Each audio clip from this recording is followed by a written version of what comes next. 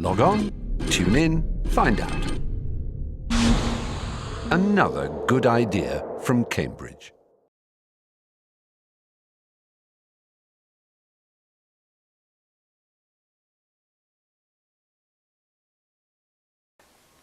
Right, well, it's a great pleasure and privilege to have a chance to talk to Richard Sennett, whose work I've long admired.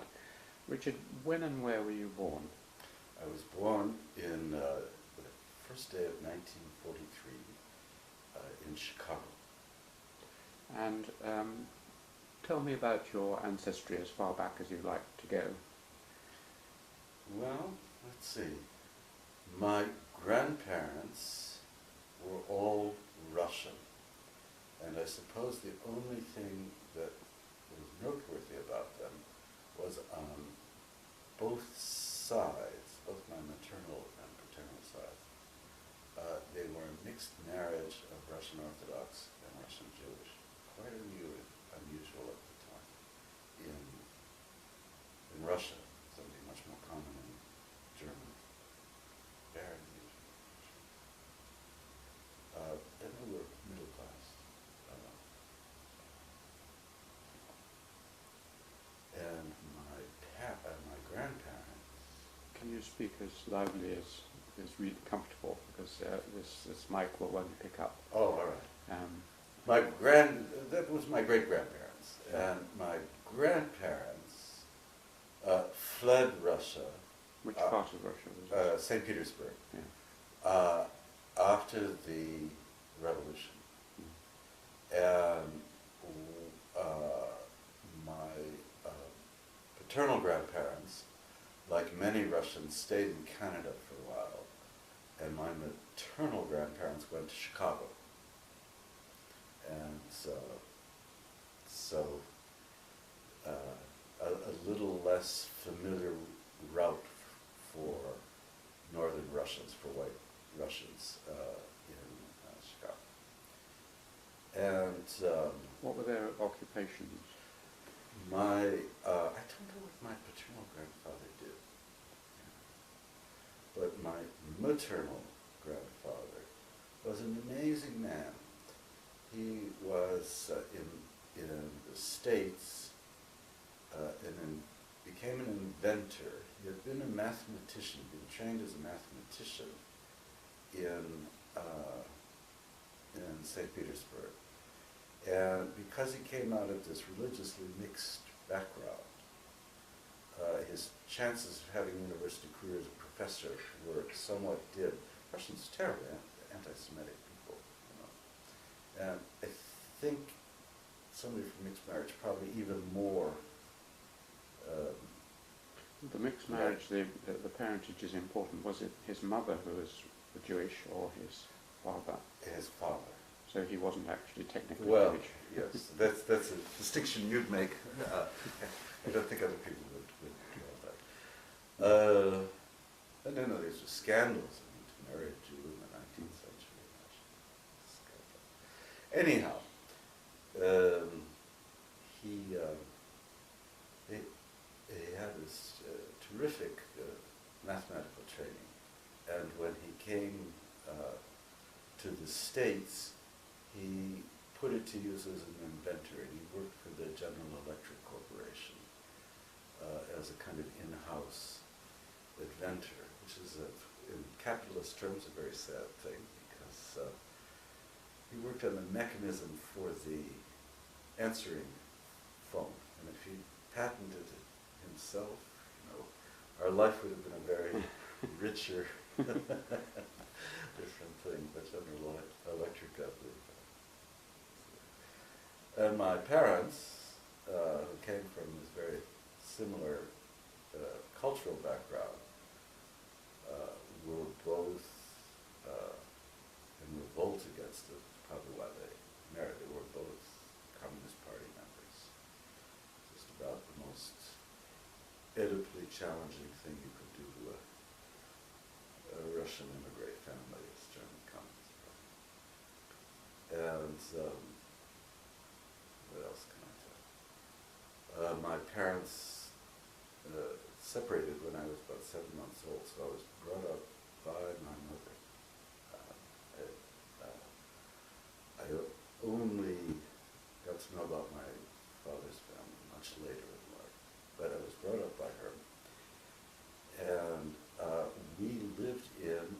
housing estate called Cabrini Green, which I've written about in the book of mine on Respect.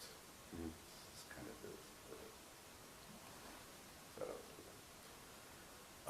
and my mother was a social worker there. She was also working undercover for the Communist Party.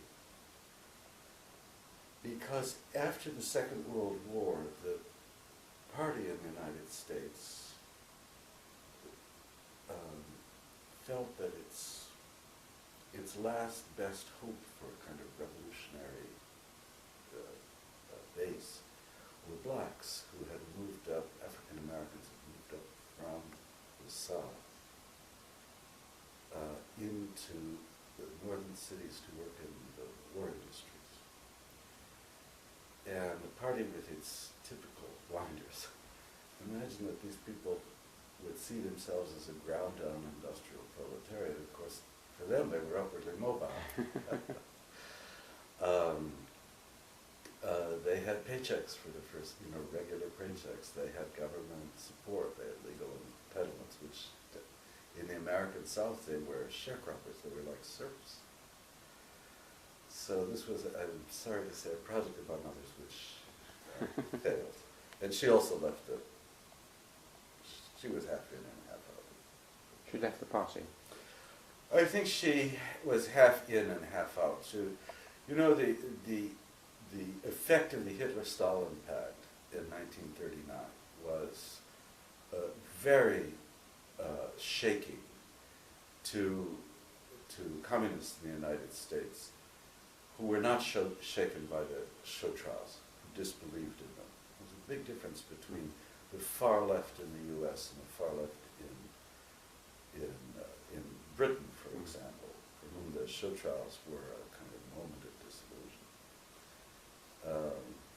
But what happened to a lot of people is, in the U.S., is that the Hitler-Stalin Pact meant that they looked for some alternative version of communism rather than leave it as a movement. They wanted to get out of the clutches of the American Communist Party. And I think that's what happened to my mother. It was very, by the time I could talk to her about all of this, and she'd had a lot of distance from it, mind unfortunately was very fuzzy, so it's very hard to get facts about the 30s.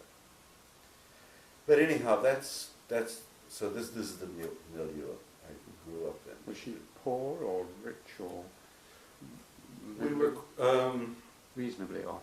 no, we fluctuated wildly. My maternal grandfather was quite well off, but my mother had become a pariah to him. So when I was very young, we were very poor. And then gradually, as he got to be an old man, he softened a bit more.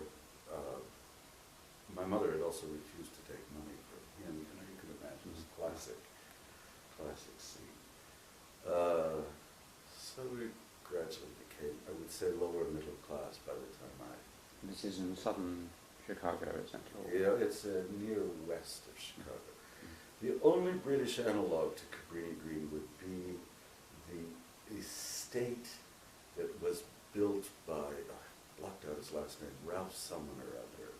Famous estate that degraded within about 5 years. It was a kind of modernist showpiece, which in 5 years had collapsed. And that's what Cabrini Green was like, built by followers of Mies van der Rohe.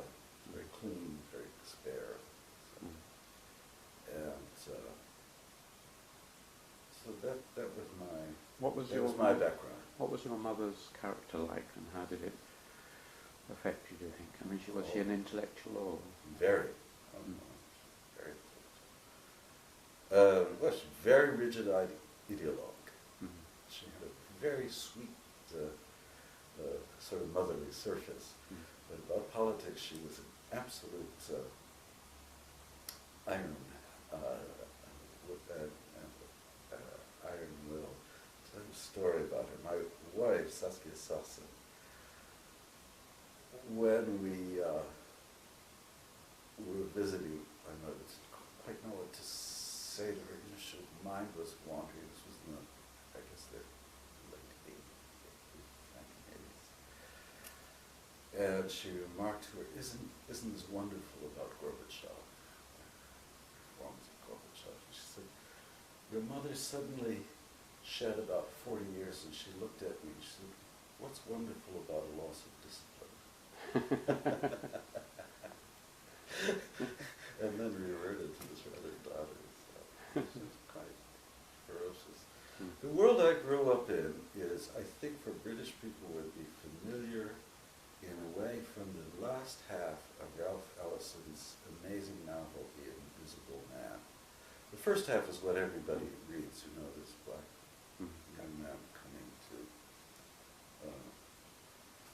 up north. But the last half of it is really about blacks and kind of white intelligentsia, radical intelligentsia, and it's he's got it just right. It's a world of people who are attacked from without by McCarthy. They're attacking each other because of the collapse of the party. The blacks are looked at as the savior of the left. They're not going to save it. So it's a very peculiar and very unrepresentative slice of American life. It's something very hard to recount. The left never had a kind of presence in the states that it had in Britain, as you know. Did the Jewish heritage pass on to her at all? No. Did you have brothers and sisters?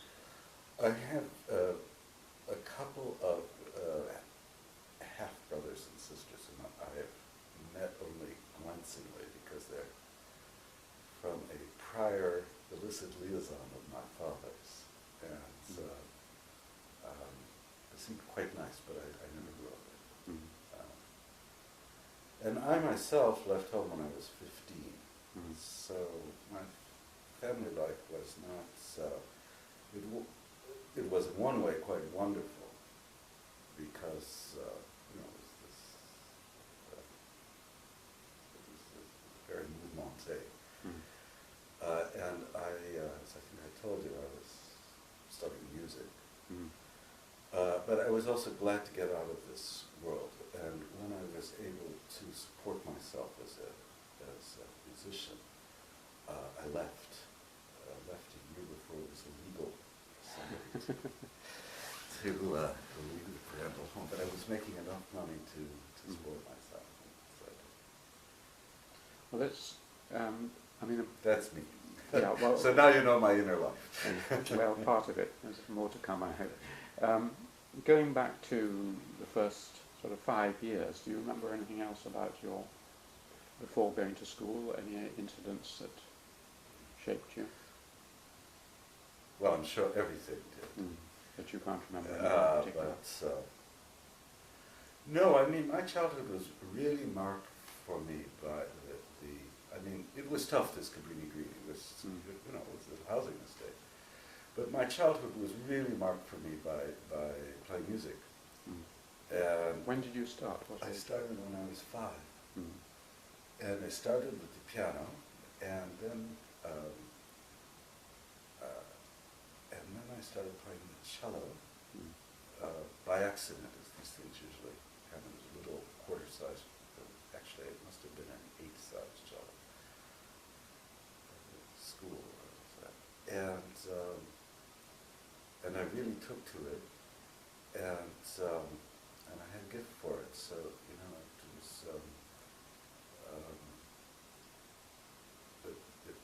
was it sort of filled my childhood, and I progressed quite rapidly in it. So I was spending a lot of time, practicing with great pleasure.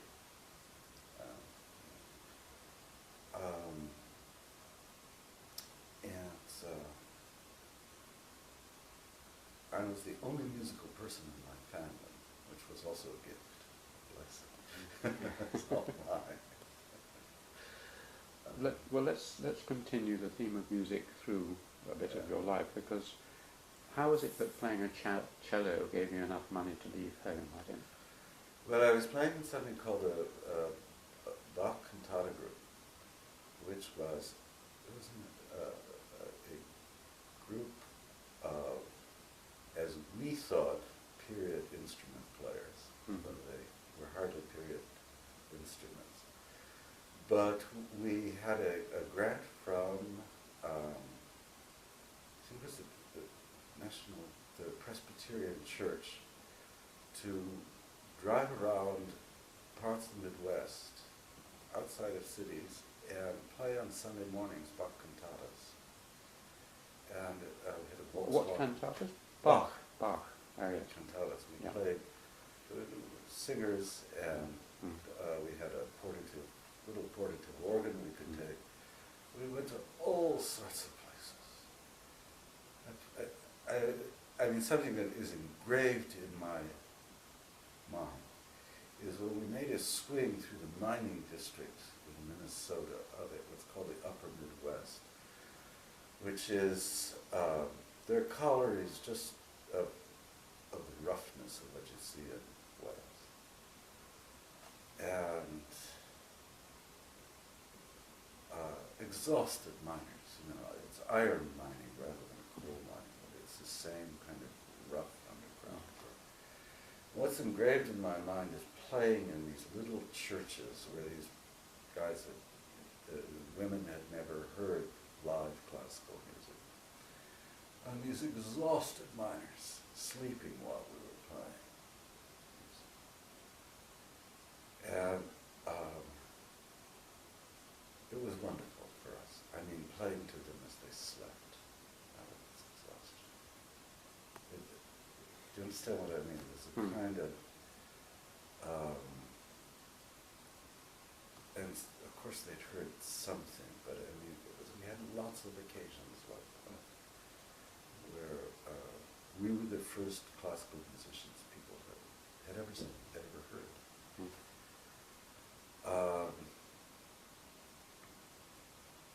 So it was an incredible experience, and gave me a real a sense of that music. We think of Bach cantatas as being very recherché, but there is something very. We always used English translation. Always. Something very direct about them. Even the big dramatic ones. My heart swims in blood. The famous big complicated cantata is something that just speaks very simply very directly to people. So it was a fantastic experience for me. And I was playing a little in Chicago and in New York. And then I went to the University of Chicago, enrolled in it, in order to study with a wonderful cellist named Frank Miller, who had been Casals' principal cellist in Casals' orchestra in Powell. And I worked with him for a couple of years in Chicago. And then I went to New York when I was 18, and I prepared to study at Juilliard for a workshop with Pierre Monzou, the conductor.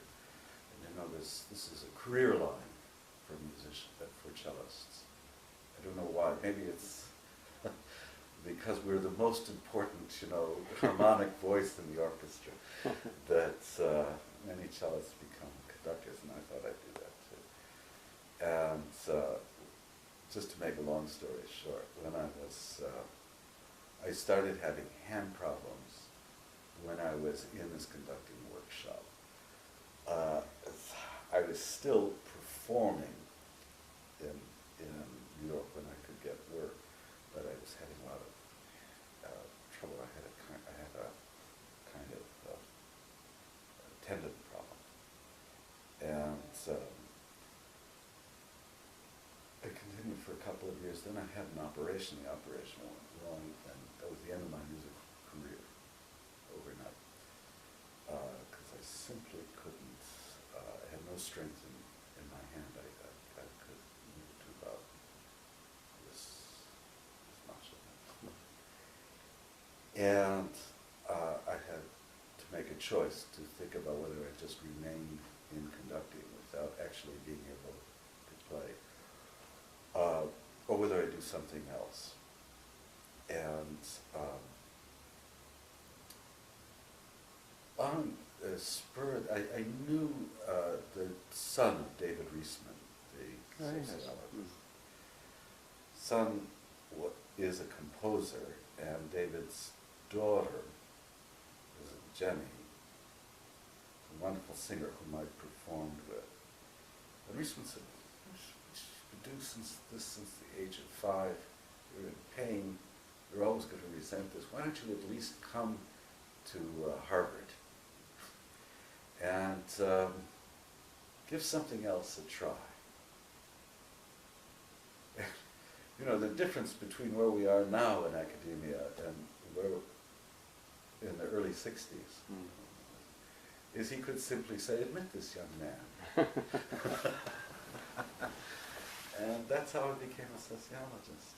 I mean, I knew nothing about it. I knew him, but I thought I'd give it a try. And of course, then the 60s began.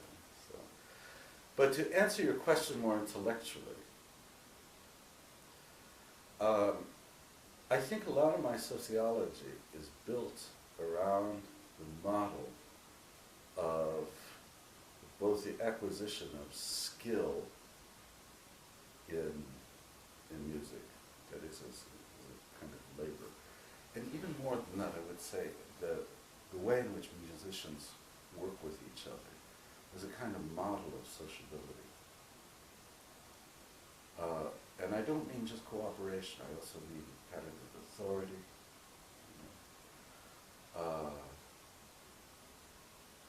detachment, surrender, which is also the dialogue between detachment and surrender to the other is part and parcel of what goes on in the work musicians do. I wrote a book on authority that's pretty much modeled on good and bad ways of conducting. So for me,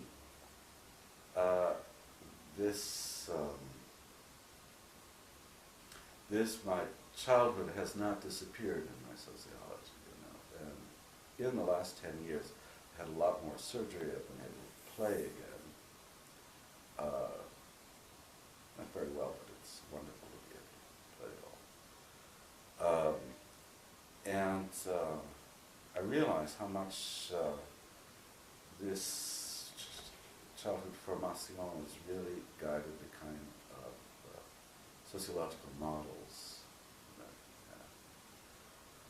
I once had a long talk with a student of Adorno about whether it was the same for him, because I was curious about, there were very few sociologists who have this kind of background that he did.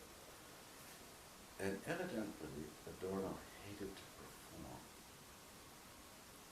He was somebody who was in his head. And I thought, well, that explains the kind of, in a way, the kind of sociology he wrote, the kind of sociology I wrote. And I couldn't compose a line of music to save my life.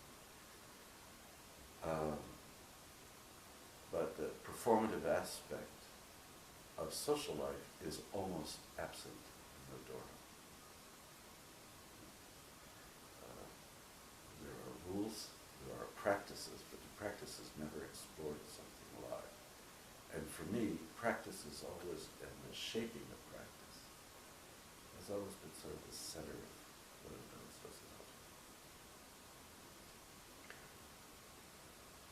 sociology. What about listening to music? Do you listen a lot to music? Does it influence the way you think or you write in any way? It's a good question.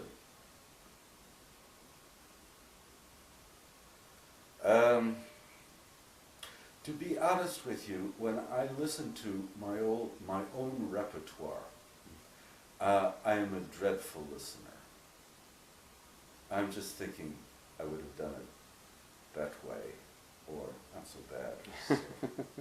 I am horrible at things that I perform.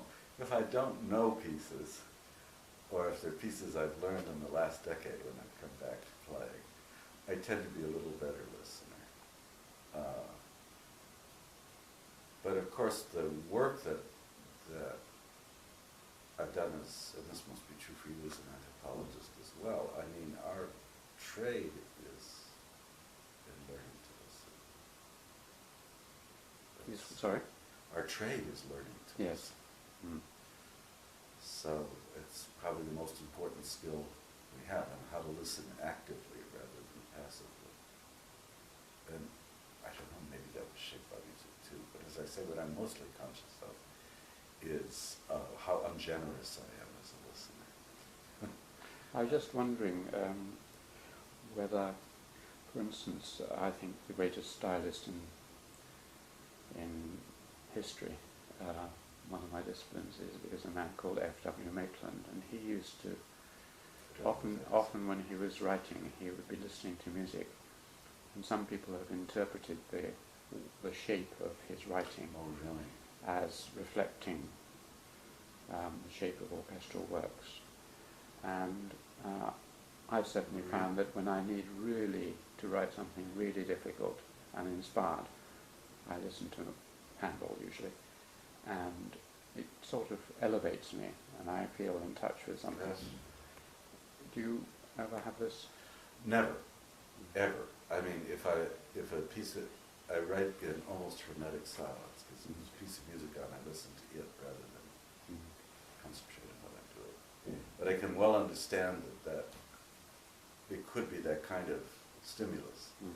What did Maitland write? I'm just embarrassed to say I've never heard the name. I'll tell you, he was the greatest English historian. Oh. And Oh, you shame me. he solved the problem of the modern world. Oh. So I'll tell you how afterwards. Oh. Okay. This is truly shaming. Not at all. Let's go right back again to your first school.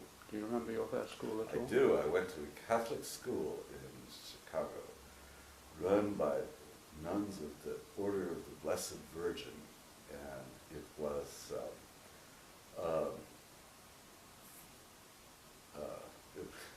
strict. I don't think begins to do it justice. It had corporal punishment, so on. It was. I talked to people I've grown as adults, people I've grown up with, who went there as well. And it was for black students,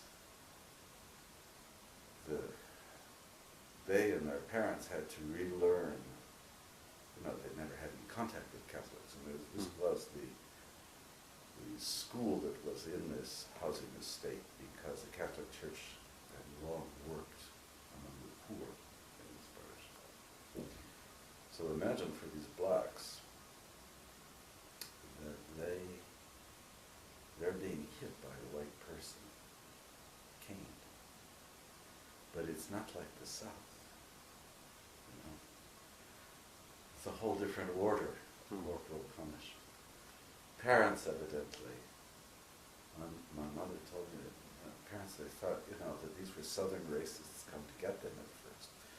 And my mother said, you have to understand, this is the Catholic Church. This is how they'll get, belief in original sin, discipline, and so on. But that aside, it was incredible. I mean,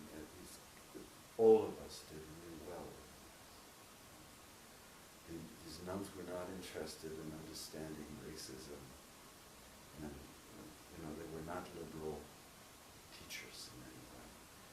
They wanted us to achieve, and if we didn't achieve, it was because we were sinful and slothful. This is a fantastic way to motivate kids.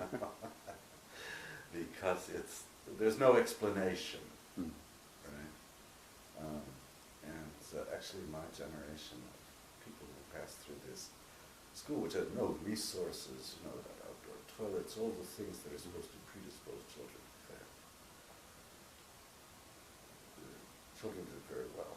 And I gather that's true in Britain as well. The Catholic schools tend, in very poor parts of England and the north, tend to produce good results. Did they turn you into a Catholic? I can't quite say that. What did they turn you into? I have a lot of respect for the Catholic Church. And as an adult, I have a lot of sympathy for liberal Catholics who are caught between what is now a very degraded institution run by ignorant and backward people, and the actual faith that Catholics in a parish will have in their religion. And it's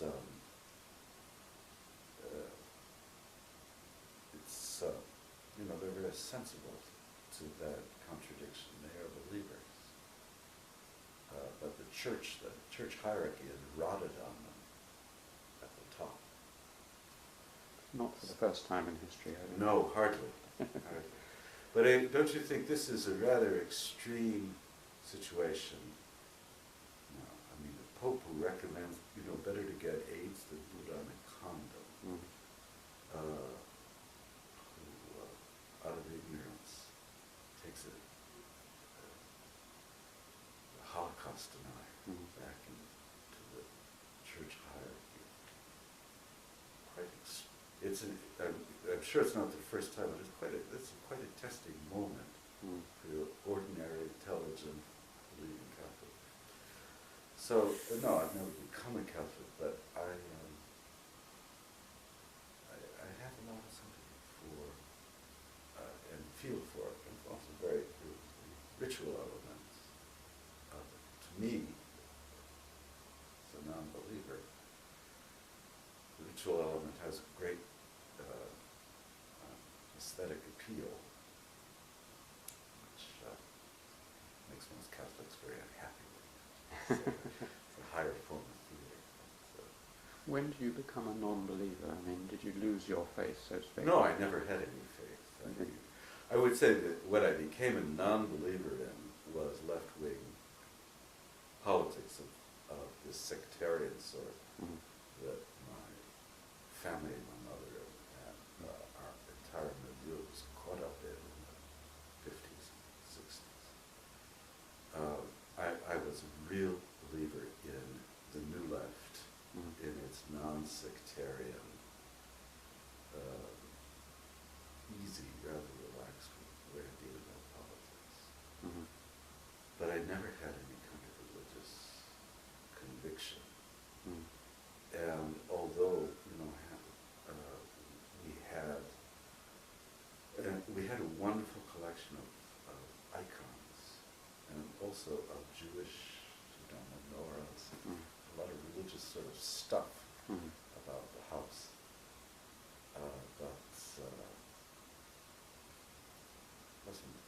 It was kind of paraphernalia from the past, rather than. You didn't go to church services or anything? No. Never. I've never been in either a church or a synagogue, except to look at churches not to look at me. I didn't quite. This just shoots off in another direction. On Monday I had a discussion with the Archbishop of Canterbury in London, sponsored by The Guardian on capitalism. And it was a very strange occasion, because to me it is an ethical problem. What capitalism has done to people's social lives. And to him, of course, it's a problem of virtue rather than ethics. And I'm afraid we rather bored our audience, because we got into the difference between ethics and virtue. And I saw it. I mean, I saw why this is quite a remarkable man, Rowan Williams. You know, religion really a living presence for him. There is sin. Bankers have sinned. It's not a figure of speech. You know? And to me, this is kind of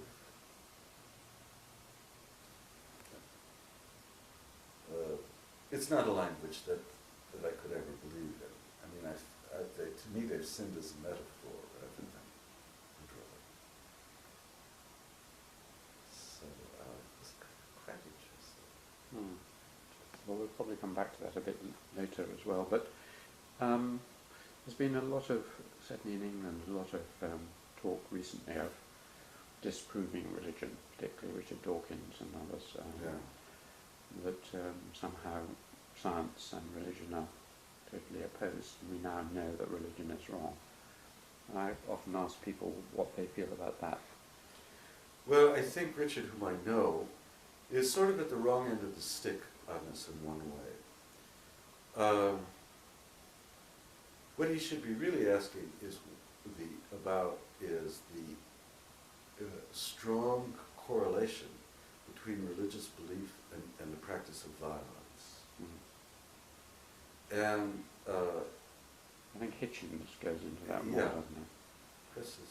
Christopher Hitchens much more into it. And it seems to me the reason for atheism, not agnosticism, but atheism, would be not that beliefs are wrong. We all have wrong beliefs. We all subscribe to some form of magical thinking. I mean, otherwise we'd have a very impoverished life.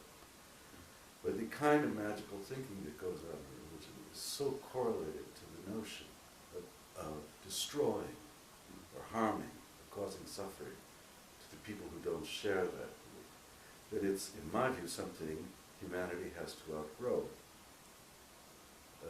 Much better to find other magical practices which don't lead to violence. So I can understand as a scientist how, in particular in terms of the issue of evolution, how galling it must be to Richard Dawkins that creationism or the out of intelligent design, which is a piece of intellectual nonsense. But it's too. Nobody was going to live a life without some kind of irrational belief. What's wrong is the nature of this belief, when it predisposes people to say that they can violate others for this. I once asked Richard if he could be content to be a Zen Buddhist, which of course is a religion about the cessation of, if it is a religion about the cessation of action and will. I think I might have tempted him just a bit. Hard to know. I don't know him all that well, but whenever we meet, we have exactly the same conversation. And I mean, what I'm saying is can be just sort of unreflexively taken as a comment on Islam. I don't think about that at all. Look at what's happened to Israel, which has become a state practicing injustice in the name of religion. Christianity is full of this, of violent, destruction of heretics and so on. Mm. So, you know, it's a systematic, it's not something wrong with Islam. It's Mm. a property of religion. And I've always, in my mind, thought that we should flip Pascal's wager just around. That the safest position is to deny the existence of God, and if you're wrong, you've made a catastrophically bad bet, but you probably have done your fellow human beings a great service by just denying that, by So being a resolute atheist rather than an agnostic. That leaves too much wiggle room. I mean, I think most religions on the subject of violence are guilty until proven innocence. Now, I know you studied Japan, I'm sure Zen Buddhism is a very different story. The forms of Buddhism, some of them are quite violent and some not, and forms of Taoism and Yeah. Confucianism and so on, they're all really not really religions anyway. That's the problem. They're not. Not really, no. How do you mean? Well, not by, we better not get into too much. Well, no, I'm very interested. But I mean, by Western definition of religion, it has to have a god, and of course, Buddhism doesn't have a god, Yeah. and nor does Taoism, nor does Confucianism, and none of them have a god. So they're not by Western standards religions. But let's proceed with that afterwards. Let's get back to the next school you went to. You went to this Catholic school from what age to what age? I went from 6 to 10, 11. Then I was briefly in Minneapolis, where my mother moved. We moved out of Cabrini Green, which got quite violent. And my mother moved there to work as a social worker, and I stayed there for 4 years, and then left. I started touring. I went back to Chicago, the University of Chicago. So that's. I mean, at school, just up to the age of 15, were you interested in other things? Do you have hobbies apart from music, or games, or politics, or I acting? certainly had politics. I certainly had politics, although, McCarthy was still warm. Mm. So almost, I was what's called a red diaper baby. Term from children of communists. We were always we were cautioned always to be just careful what we talk about. I don't know, I think I was only interested in music as I remember it. I was a very sociable little kid. Mm. And I've remained a sociable person all my life. And I don't know what that's about, but I never had the usual sufferings that people had in school, of being the aesthetic wallflower, and I was a big kid. And I'd grown up in a housing estate. I knew how to take care of myself. But I never really had any of that kind of formation. And I've talked to many other musicians about this. And in various ways, what was true for me was true for them.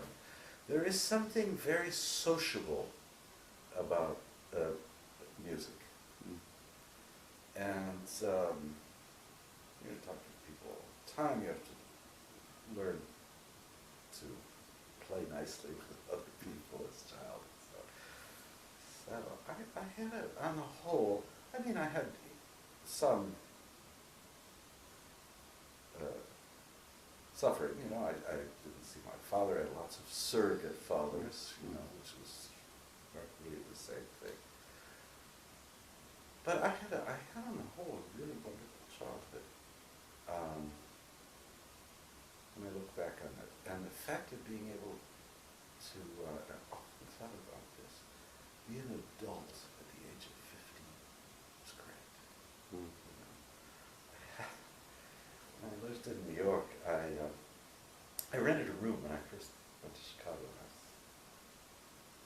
15, but when I was in New York when I was 17, I rented a flat with some other friends over an amazing place called Dirty Dick's Foxhole Bar, which by day was a bar for Greek stevedores working on the docks, west side of New York, and at night was a transvestite bar run by the mafia. And this was my first real home. This when we were at the floor directly above this bar, so the jukebox went all night.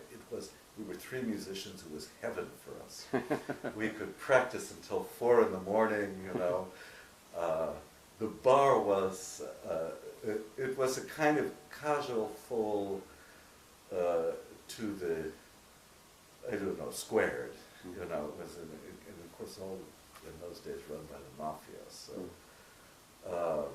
there was complete freedom in it, and it was a wonderful way to practice. We had friends over in the middle of the night, and the neighbors wouldn't complain. So I had a wonderful time in New York. It was just absolutely fantastic adolescence. And when I listen to what goes on, particularly to my students who grow up with British secondary schools, which are so rigid, they're competing all the time and they're supervised. It's a kind of totally Foucauldian scopic regime, isn't it? It's a terrible way to have an We'll discuss that too later. yeah, you didn't know this. No. You didn't have that kind of youth. No, I'm not entirely, no. I'll tell you about Much it better. later. It's changed a lot.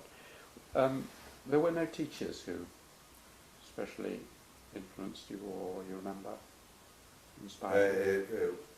When I was a music student, of course. Mm. Of course, it was my cello teacher. Both of my cello teachers.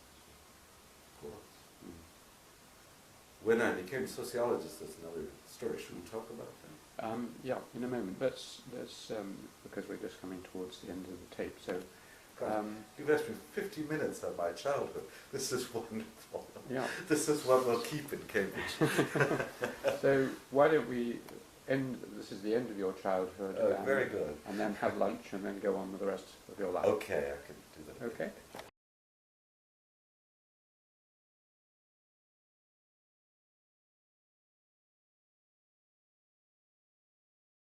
You asked me, no, you said to me, well, one way of working is to put in the fashion of Beatrice Webb one fact on each file card.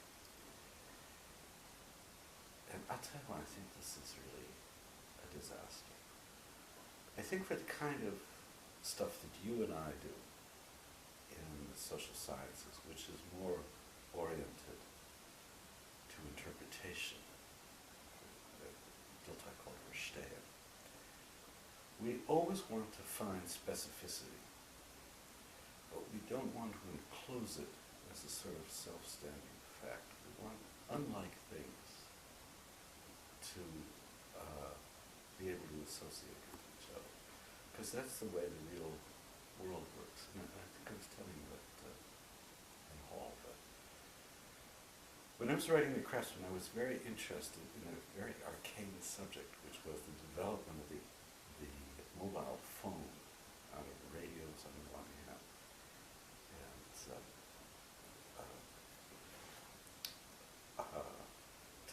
the telephone on the other. And I had a friend at MIT who was also interested, and we put some students on it. And we discovered that the people who made this unlikely comparison asked themselves what they found the secret was changing the switch which put these two technologies, made it possible to put these two technologies together. And the people who developed this switch asked themselves a question, what is a switch? They didn't encode it as a fact, this is how a material object works. They asked a question about this very specific thing and produced the whole technology of it. out of that. And we do that all the time in our lives. We're constantly putting unlikes together. It's how we get skills transfer. It's how we develop texture and complexity in culture. All of which is to say, I think one fact per card is very stultifying. I certainly I loathe it as a procedure, because it embodies a kind of positivism which is so reductionist. The reason for doing it, in the case of both Webb and my teacher Keith Thomas, was that, as Keith puts it, you tend to read against the grain. When you read your sources, you have a question or problem which, as Mark Bloch puts it, the sources don't directly tell you about. Right. So you read through your sources with a kind of net of questions, and you pull the little fish of a fact is actually, of course, a relation between two things. It can never be singly. So you pull these fish out of the pool against the grain. So, and you can't just, the interesting questions in history and anthropology, you can't just go and find a source. It's something that will take you 5 or 10 years. So you need some method of capturing these relations which are bearing on some question you have over a period of time, and then being able to recall them. So as you read a source, you find a little reference to childhood or whatever it is that you're interested in, and you put it down on this card. And it should have the magical effect of associating things that are well apart, a source over here, a source over there. It will never. It's doomed to fail. Well, I can't say that categorically, but I think it's a very poor. The problem is that the metaphor is all wrong, because we're not catching things in the matrix. You know this from what you're doing now, and I know it as an ethnographer, that when we interview somebody in the course of an hour, 2 hours of interview, that their opinions are going to change because the interview itself becomes a narrative, and things get revised in the course of being said later or coming earlier in a narrative. The fact is the change, and if you were to notate, as opinion researchers do, at just one moment in time, a person saying, I believe X, and then at a later time saying, I believe not X, you would say this is a contradiction. You have two contrary facts. In fact, time has made a metamorphosis, and so what you want to understand is what happened in between to produce a metamorphosis. And almost all social relations follow that pattern. When they're vivid, when they become ideological or destructive, there's no metamorphosis is allowed. That's what totalitarian regimes do. You have fixed, you have stabilized meanings. So, now that's another part of this subject. But maybe a way to say this, and it certainly, since you're interested in me, it certainly applies to me.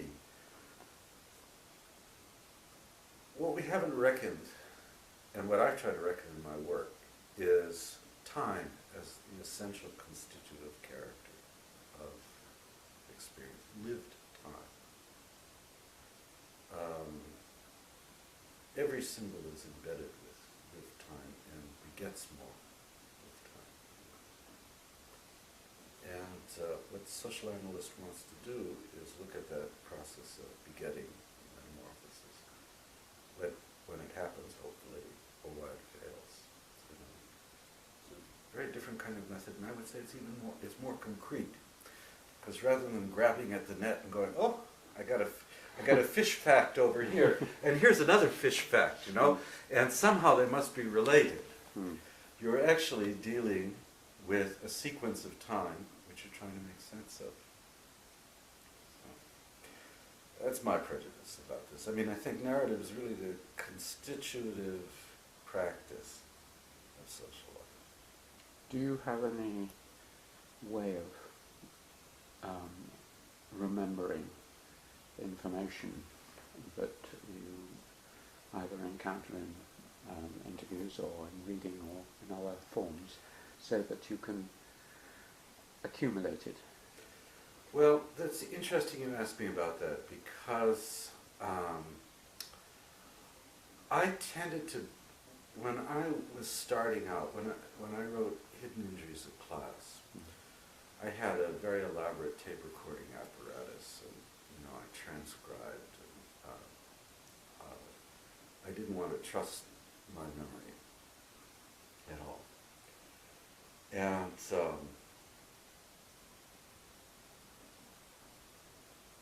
the way I worked was just very simple. I'd conduct an interview like this and use a machine like the one you use. Very worrying when when a middle class person is doing studies of working class people, because they're fixated on the machine. You probably know as an anthropologist, the genie and the machine is what should come. And also for me, because I worried about getting everything on the tape, and when a person was out of it. So over the course of time, I tried to train myself to remember more and write down things after interviews. There's a limit to it. And my musical memory is good, but my verbal memory is not as good. So I still use the machine. I had one of these marvelous little Japanese, pencil-like recorders that does 2 hours. It's fantastic.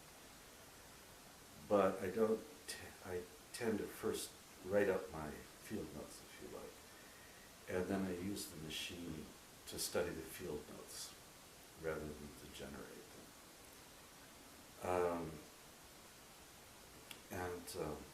I don't know how you read books. That's also the way I read books. When I finish them, I tend to make a kind of write down if I like them, or learn something from them, just sort of write all that down, rather than and then go back into the book from that. But it is an issue in ethnography, because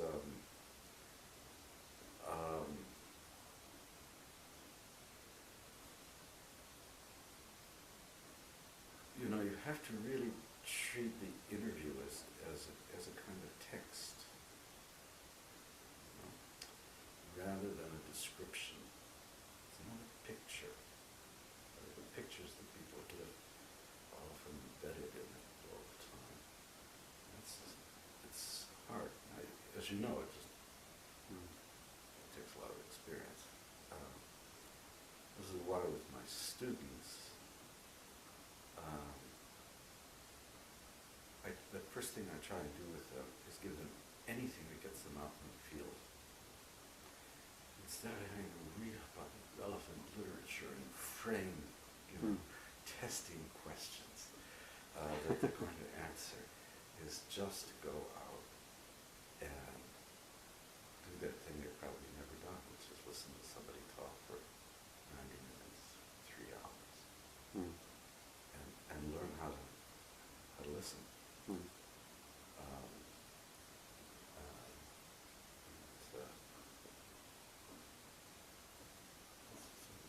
I think it's a real issue in interpretive social science that the method matters quite a bit. I don't know what your experience has been. How do you train students to do field work?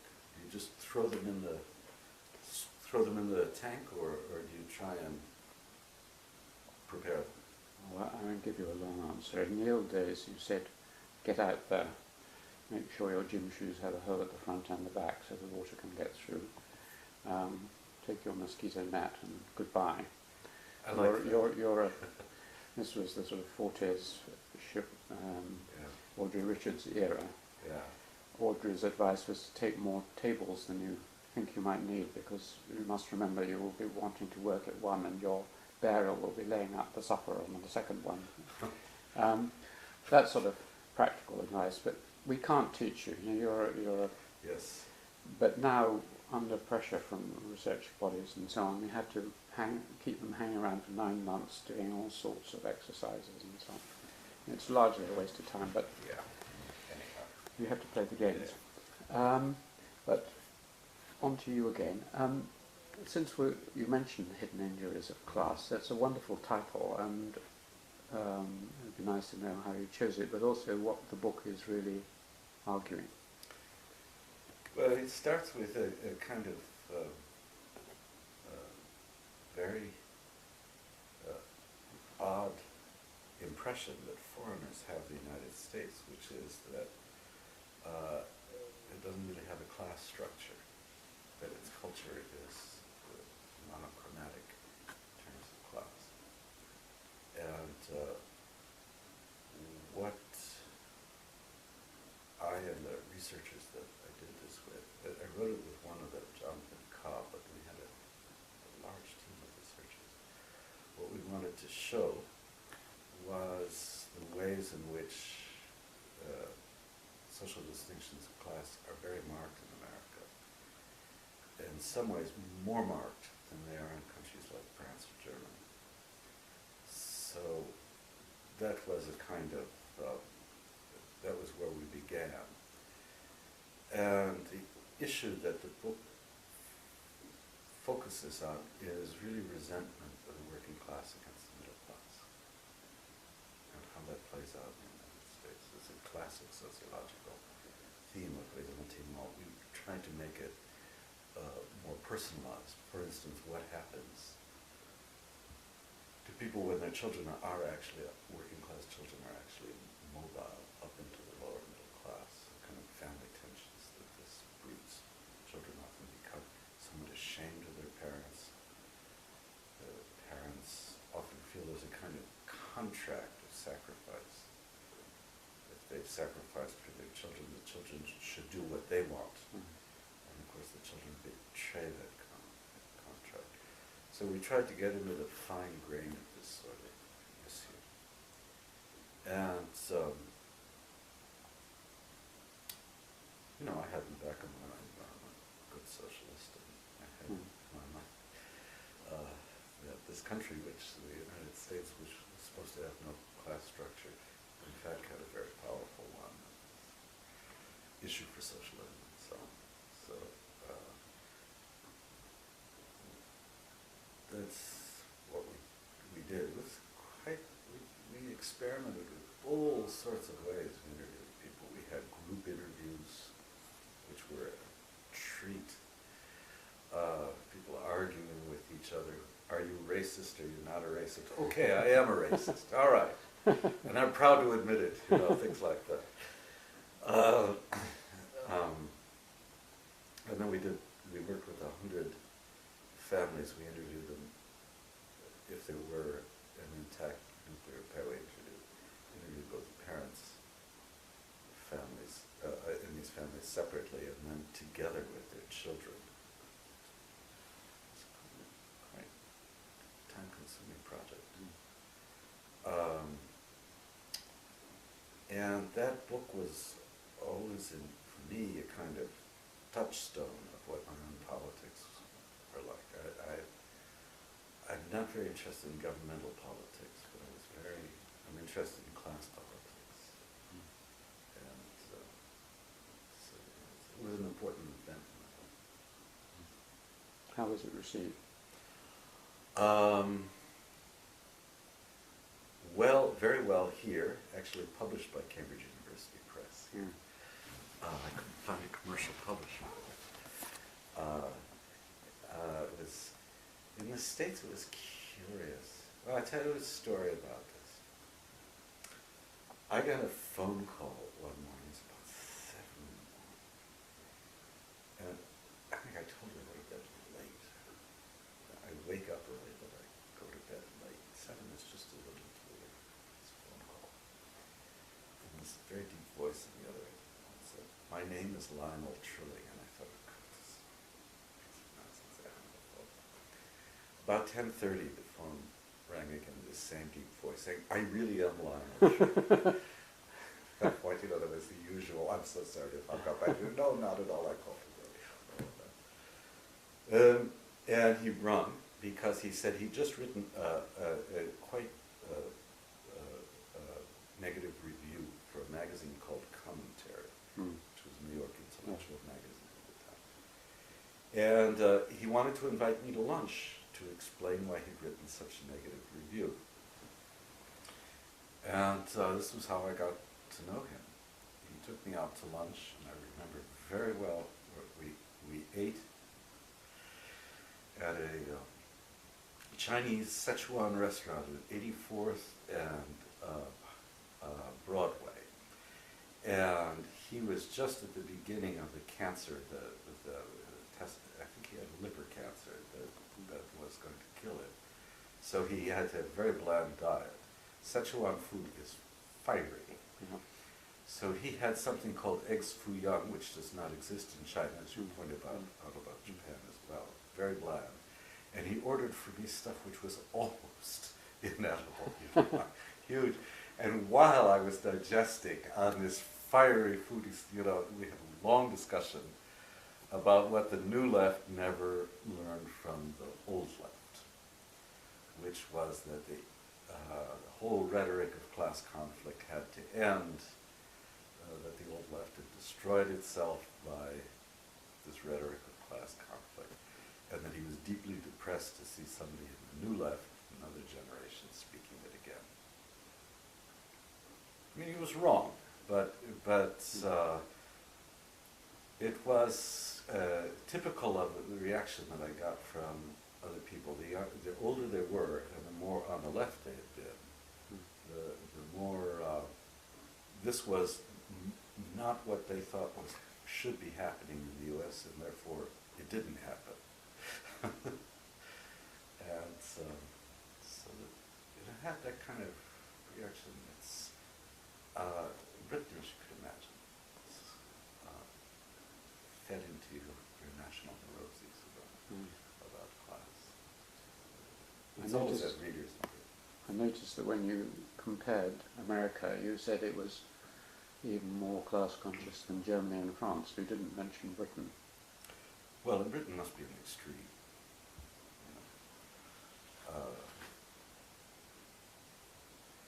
Although I have to say,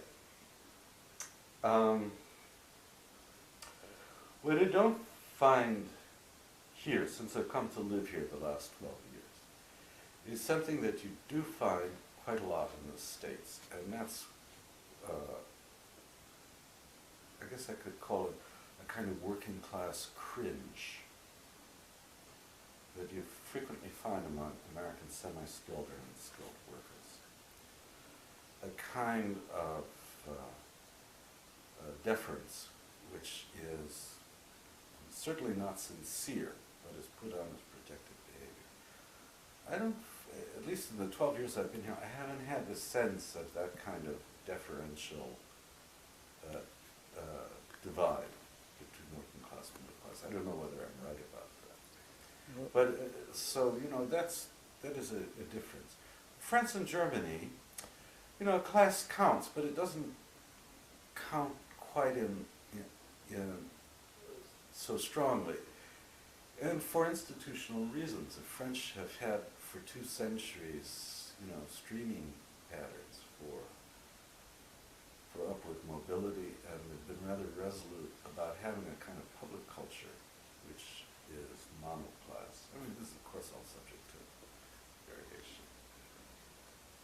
And the class system in Germany is one where power, there's a kind of common face and power is hidden behind that. So since I'm interested in class culture, that's why I would make that contrast, although they're all unequal societies. You know, maybe you could make the argument about, no, you couldn't make the argument. Anyhow, that's why I said it. Yeah, thank you. Well, I'll give you my theory about Britain later, but you mentioned public culture, which takes me on to another of your very well-known books, For the Public Man. Again, a lovely title, and what is that? What is the theme of that book, and why were you interested in that? Well, the theme is, you can understand in something like as follows. There were two ideas of the public realm which really dominated mid-century social thought. One was that of Hannah Arendt, human condition, and the other was Jürgen Habermas and the transformation of the public sphere.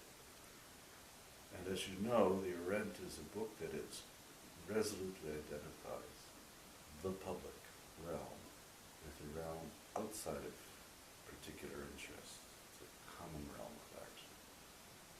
And it does so for very admirable reasons. She doesn't think that women in the public realm have to behave representing what it is like to be a woman, blacks, what it's like to be black, etc.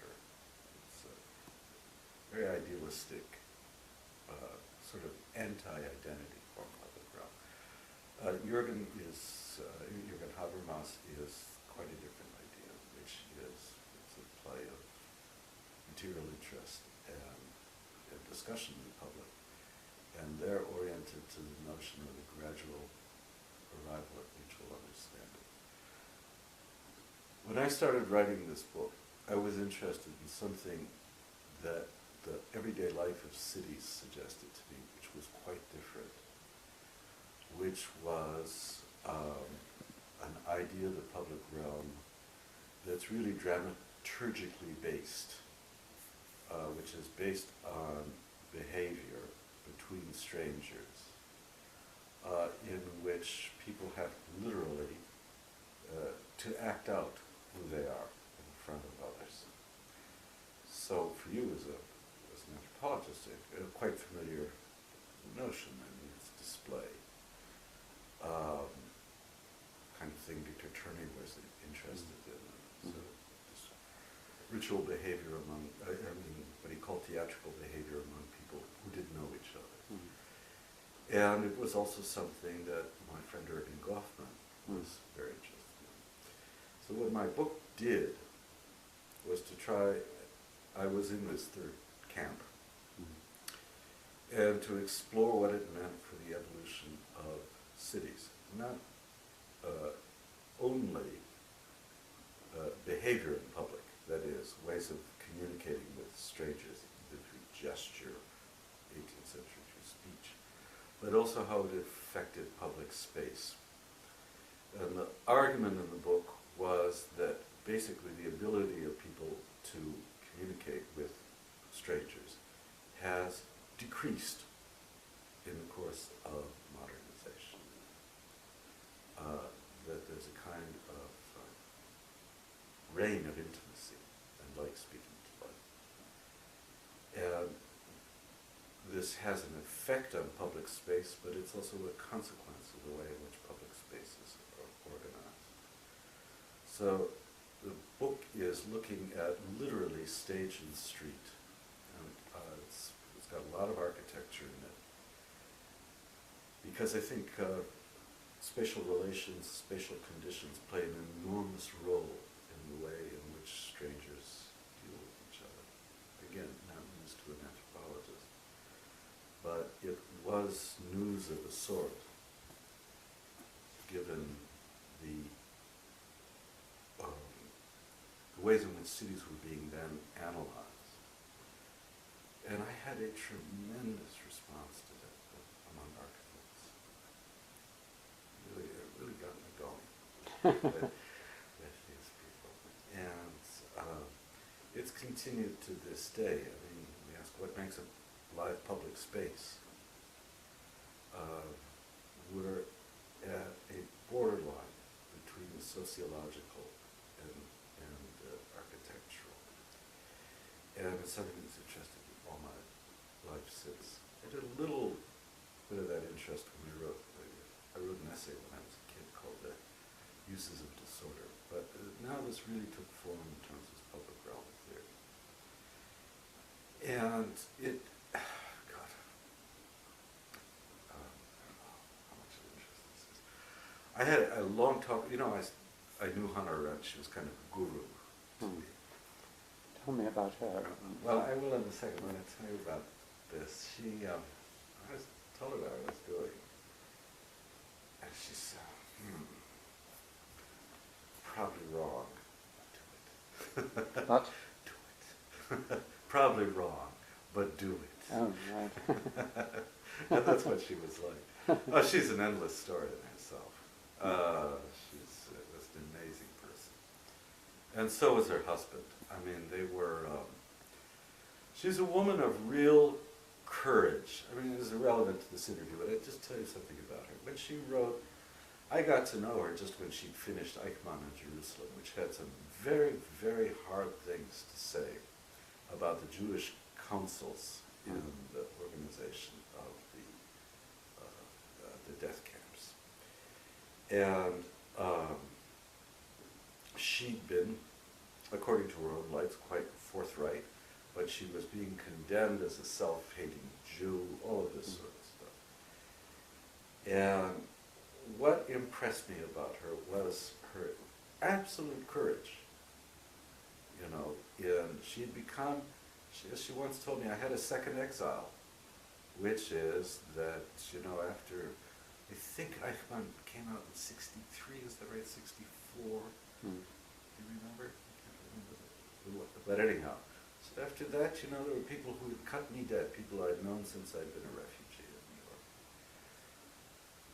So, you know, we had a lot of, she loathed psychoanalysis. She didn't like anthropology much. You know? She had very strong likes and dislikes. But I loved talking with her. And every once in a while, I'd wrestle her, as it were, to the intellectual floor. And kept, all right, what's wrong? And I'll tell you, I remember the evening of this because she was, I could tell I was getting somewhere with her because she was smoking more and more cigarettes. We had an argument. You know, I was young, you know, I was cocky. We had an argument about Karl Jaspers. She knew, you know. Gosh. Oh, yeah. And I wanted to show her that Jaspers was really not a phenomenologist. She was so ignorant. I can still remember that phrase from her. But by the end of the evening, as I say, I had her smoking like a chimney. And I think I got her to the mental floor. But that's what she was like. She was a wonderful person to be with. As long as you took it for granted that you were going to argue, you know, she loathed people who worshipped her. So of course she was the best sort of teacher. You know. She had terrible relations with people like Isaiah Berlin. Did she?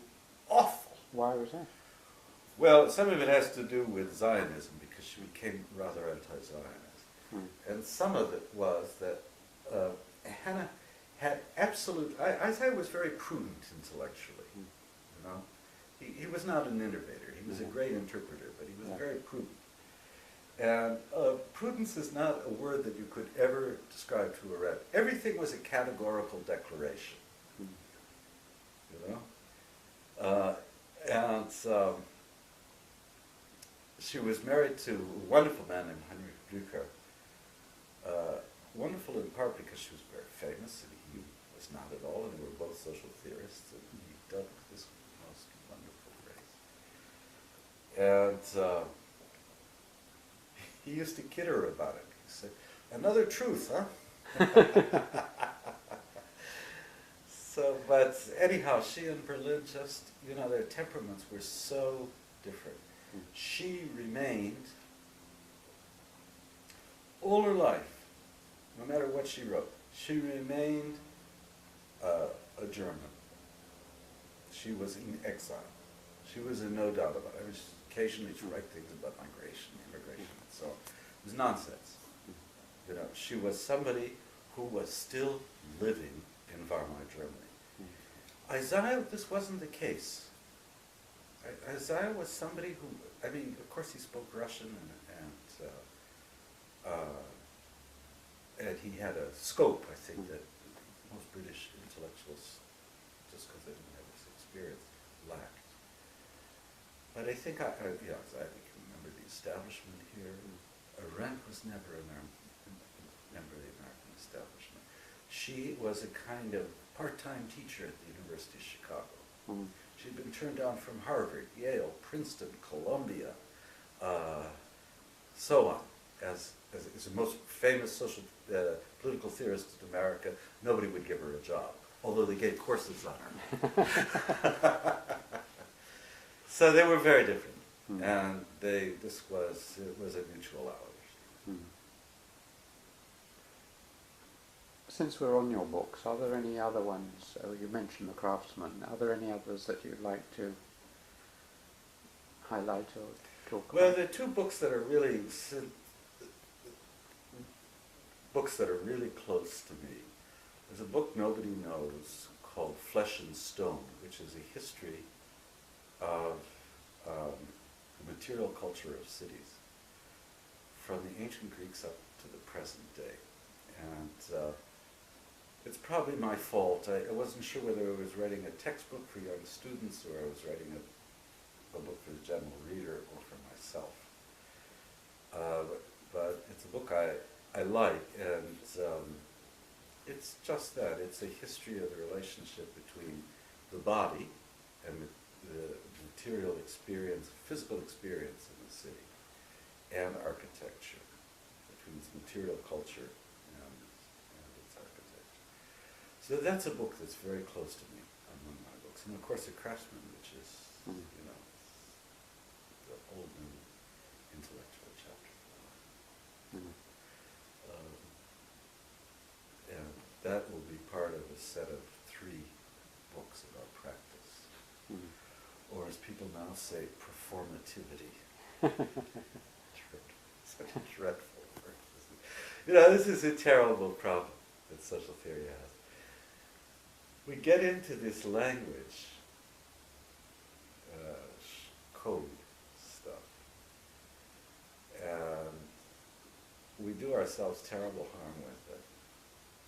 You know, I would have said another social theorist, yes, I'm doing a study of performativity, involved in manipulative practices, space making, and organization of productive space. They go, of course. And nothing is communicated, you know.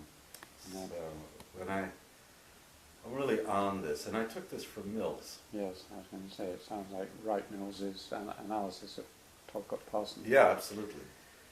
Which is spot on. Spot on. And what treating sociology as literature forces, I've just given a lecture in Cambridge about this, what it forces people to do is not write down, but think about whether a sentence actually has a signification. To think harder about what they're doing.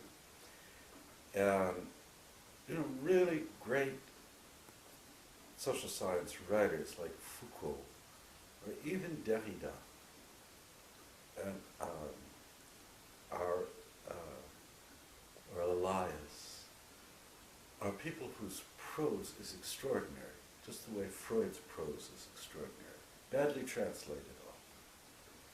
But the Elias civilizing process is scintillating piece of prose, and that reflects a kind of excitement and energy in his thinking, you know. And the same thing with Foucault, where Michaud was an amazing writer in French. You know?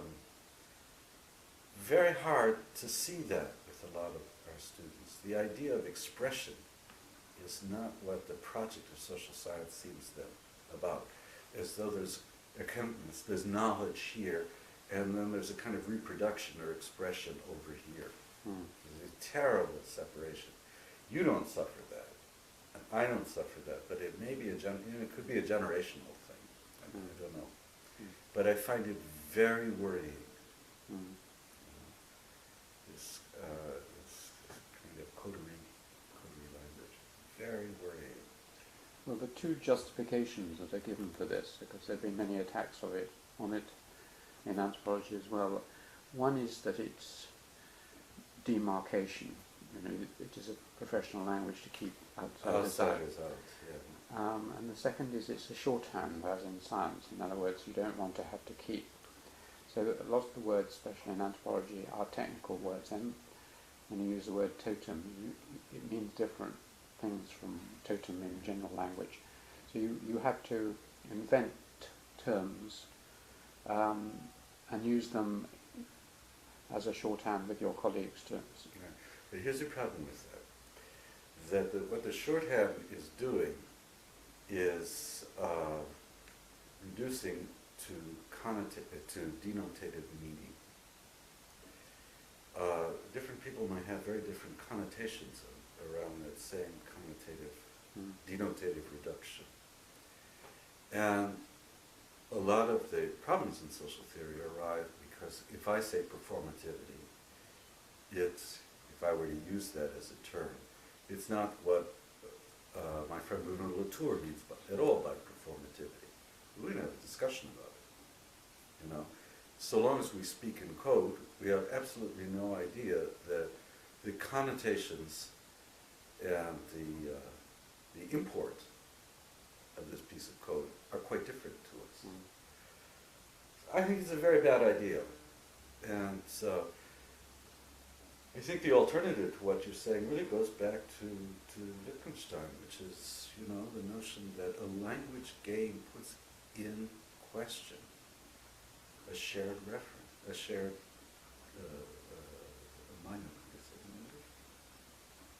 a shared denotation.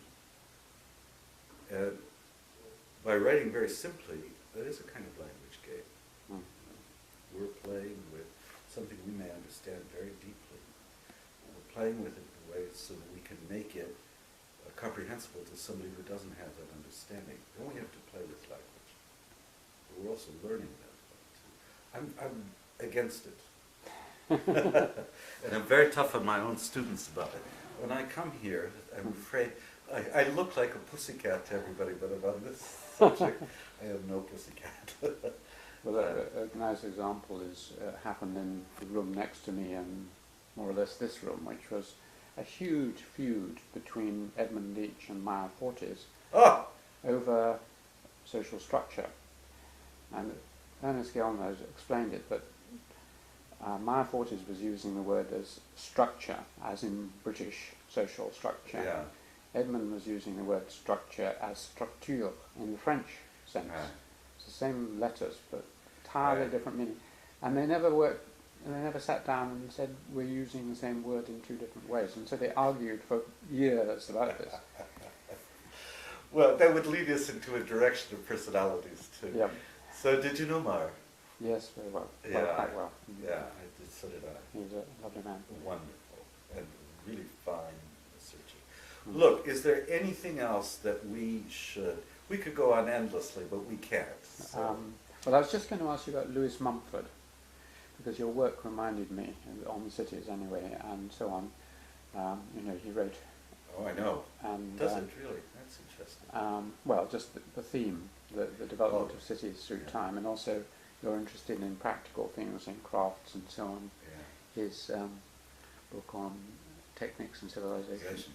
That's the book of his I like the best. I thought he was a dreadful romantic about cities.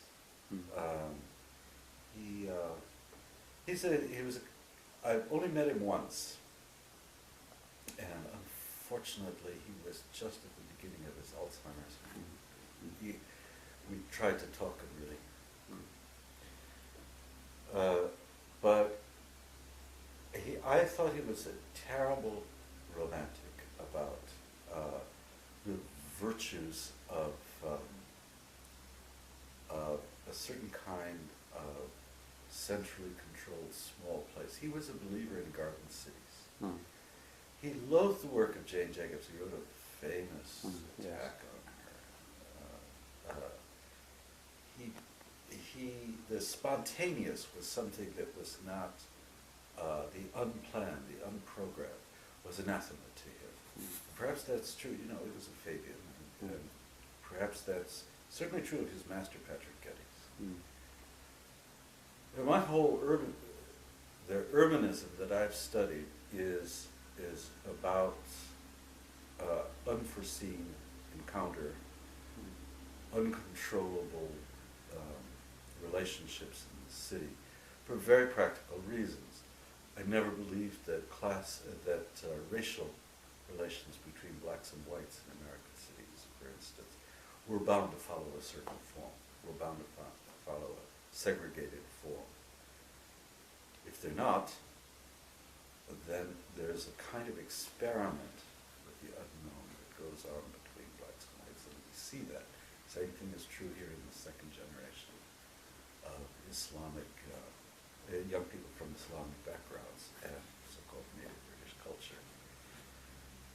And that happens in cities. And that's what interests me. And we're very, very, we couldn't be more different. And I regret it, I have to say, very much.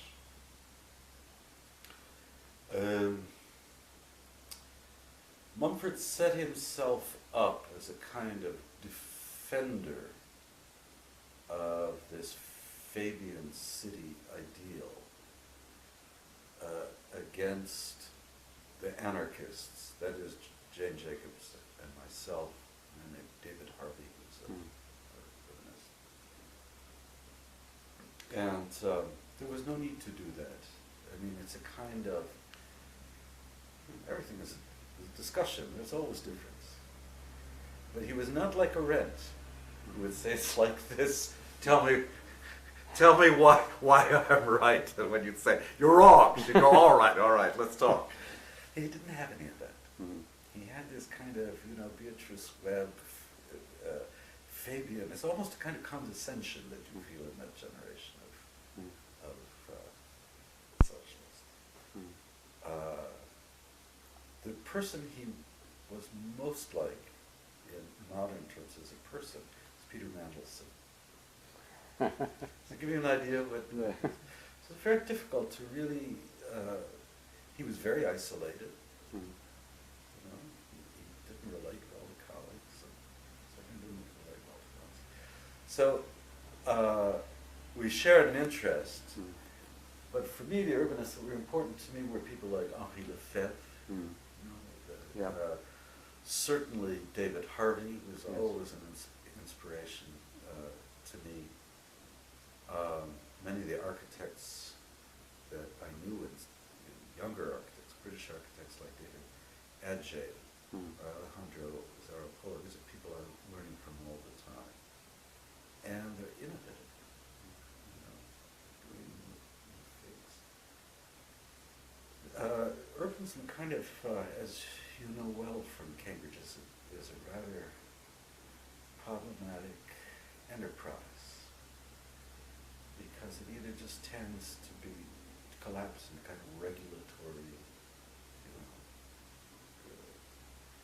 practice, what's allowed and what isn't allowed, or it gets wild and impractical. And certainly the wild and impractical side of it it gives much more life. Now you asked me about my own practice in this, and that's maybe a good way to end. Because I had written The Fall of Public Man, and because I had, out of that, developed such a satisfying engagement with architecture, in the 80s I was asked by UNESCO to start a committee on urban studies. And to look at how some of the issues of public space and public culture play out internationally. And I did that with great intellectual pleasure and administrative sufferings. UNESCO is not a body noted, shall we say, for efficiency. And we ran this committee for many years, and basically it was a forum for people in Latin America, Asia, and Western Europe to exchange ideas. And some of those bore practical fruit. Sao Paulo, Johannesburg, and so on. As a result of that, and this is bringing up to the end of my story, I guess, is that when there was a change of regime at the LSC, John, what is his name? I blocked his last name. Before Giddens, who was the head of the LSC, but he'll come back to me, set up an urban studies program and asked me to run it, and which I did. I set up the cities program at the LSC, and that's what I've been doing for the last 12 years now. It's the teaching aspect of it I'm no longer concerned with, but I'm the chairman of something called the Urban Age, which is this UNESCO effort, sort of now run on a private basis, funded by the Deutsche Bank. And it's still a chat shop where people engage in different practical projects, get a chance to talk and criticize to each other. So it's a kind of intellectual occasion for people usually, even with the width of sewer pipes and things like that. For me, it's been a great pleasure, just because I am interested in craftsmanship. I'm interested in material culture. Even if that material culture is tape, like this, I'm interested in what's in the tape.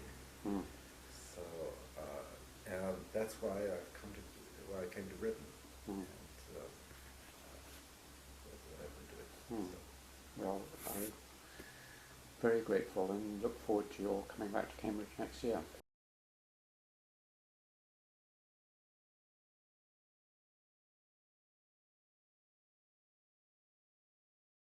Richard Sennett is the most fitting speaker one could imagine for the opening lecture conference on disciplinary innovation and the Humanities Centre, a conference that will bring together centre directors from many different worlds, EU, UK and US.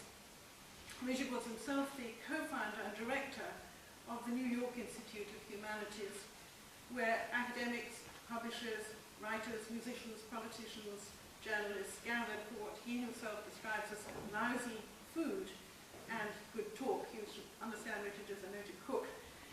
The list of early fellows reads like a who's who of New York intellectual life in the 80s, and this surely is what a Humanities Centre is all about. But Richard Sennett is also a noted disciplinary innovator in his own work, or should I say craft. No one has paid greater attention to the idea and practice of craftsmanship than he. Craftsmanship may span Linux programmers, Soviet construction workers, or cellists and writers such as himself. Both sociologist and novelist Richard Sennett has vividly evoked the obsessional energy of what he calls quality-driven work, whether the work of Christopher Wren or the work of the writer who recrafts a sentence again and again until it's just right. And yet, like the best craft, his writing looks unlaboured. It does its job of communicating ideas with specificity and directness. It makes the reader think along with him. His title today, Sociology as Literature, captures something of his repeated return to the literary obsessions that run through his career. He writes about ideas as if they were living characters in need of depth and subtlety to be understood. World historical personages from one of his own novels, perhaps, with their own public and private lifelines unfolding with unpredictable yet inevitable logic. So reading one of Sennett's books is more like reading a novel, full of surprising turns and counter-turns than anything one usually associates with academic writing, an immersion in the processes of reflection and discovery. Work, culture, craft, flexibility, respect, inequality, urban life, authority, the body, the fall of public man. Private as these energetic obsessions may be, each makes freshly visible a previously unexplored aspect of the social worlds in which we live and work. The term public intellectual is often bandied about. It has a rare good for Richard Sennett. In his work, the empirical drive of sociology, its attentiveness to the particularities of social existence, public and private, is combined with the creativity and elegance of the craftsman. His writing takes the form of a public communication, yet its style is all his own, and his socialist roots run deep. Indeed, his books over the last few decades are prophetic of dilemmas faced by capitalism today, as the G20 leaders meet in London and the crowds gather in Threadneedle Street. It's customary on these occasions to list books and prizes, or else to say that this or that speaker needs no introduction and then go on to do it. Richard, I think, is too well known for either, and he's made himself a friend to many here. I will simply mention The Craftsman, his most recent book, first of a trilogy, and say what a great pleasure it has been to have him in Cambridge, and that, like the tenacious cat, we thought he was a goner, but the cat came back, he will keep coming back. Well, Mary asked me a few months ago if I'd like to talk personally, and you know, to ask a New Yorker whether he would like to talk about himself to an irresistible invitation. But I have been trying to think a little in terms of my own practices as a scholar about the issue of interdisciplinarity. In fact, it's something I've had to think about and I've suffered with most of my writing life. So what I'm going to describe to you today is, in a way, what I've learned about crossing the disciplines between sociology and literature. And if I do speak personally, forgive me, I'm sure there's a moral to be drawn from my own experience, although it won't be drawn by me. Two subjects in the past, I have to say, have oriented my research, and they concern work and place. I wanted to know how people labor and how to make a home, and I've had in a way, a preferred method of doing so. I prefer talking to workers and city dwellers directly, face to face. And when I could not, I've tried to use first-person historical accounts to understand these two dimensions of social experience. But this is hardly a discipline in the academic sense. Since you invited me to speak personally, I'll tell you how I came to work in this way. I became an intellectual by accident, only after a hand injury put an end to the career I had intended since I was a little boy, which was as a cellist. When I went into university, I was a decade behind classmates in my reading, and so by necessity I had to obey Hollenbach's rule, quote, read little but read closely. Very inviting. More, I innocently believe that culture is a unity, and that to understand a culture requires combining ideas from sociology, history, and philosophy. But I assumed that this would somehow self-consciously happen. Like Rossini's Thieving Magpie, I took up ideas as they came to hand, assuming that they had a coherence which I didn't need to worry about. And for this, I paid a price. Unlike the entirely benign school of thought founded by my friend Norbert Elias, who is the author of The Civilizing Process, that's a book people still read. In my early years, I lacked a method for sifting facts and ideas. And this, I have to say, is true of the philosophical tradition which has always guided me, the pragmatism. In this tradition, method has a bad name. Now, as you know, pragmatism does not mean practical in the strict problem-solving sense. It focuses rather on lived experience. We would say in German, it focuses on Erlebnis, experience as it's lived through. And for the sake of being open to new experience, pragmatism dwells less on strategic practice, which in German a kind of experience we think about is Erfahrung. Erfahrung has a method, and Erlebnis has none.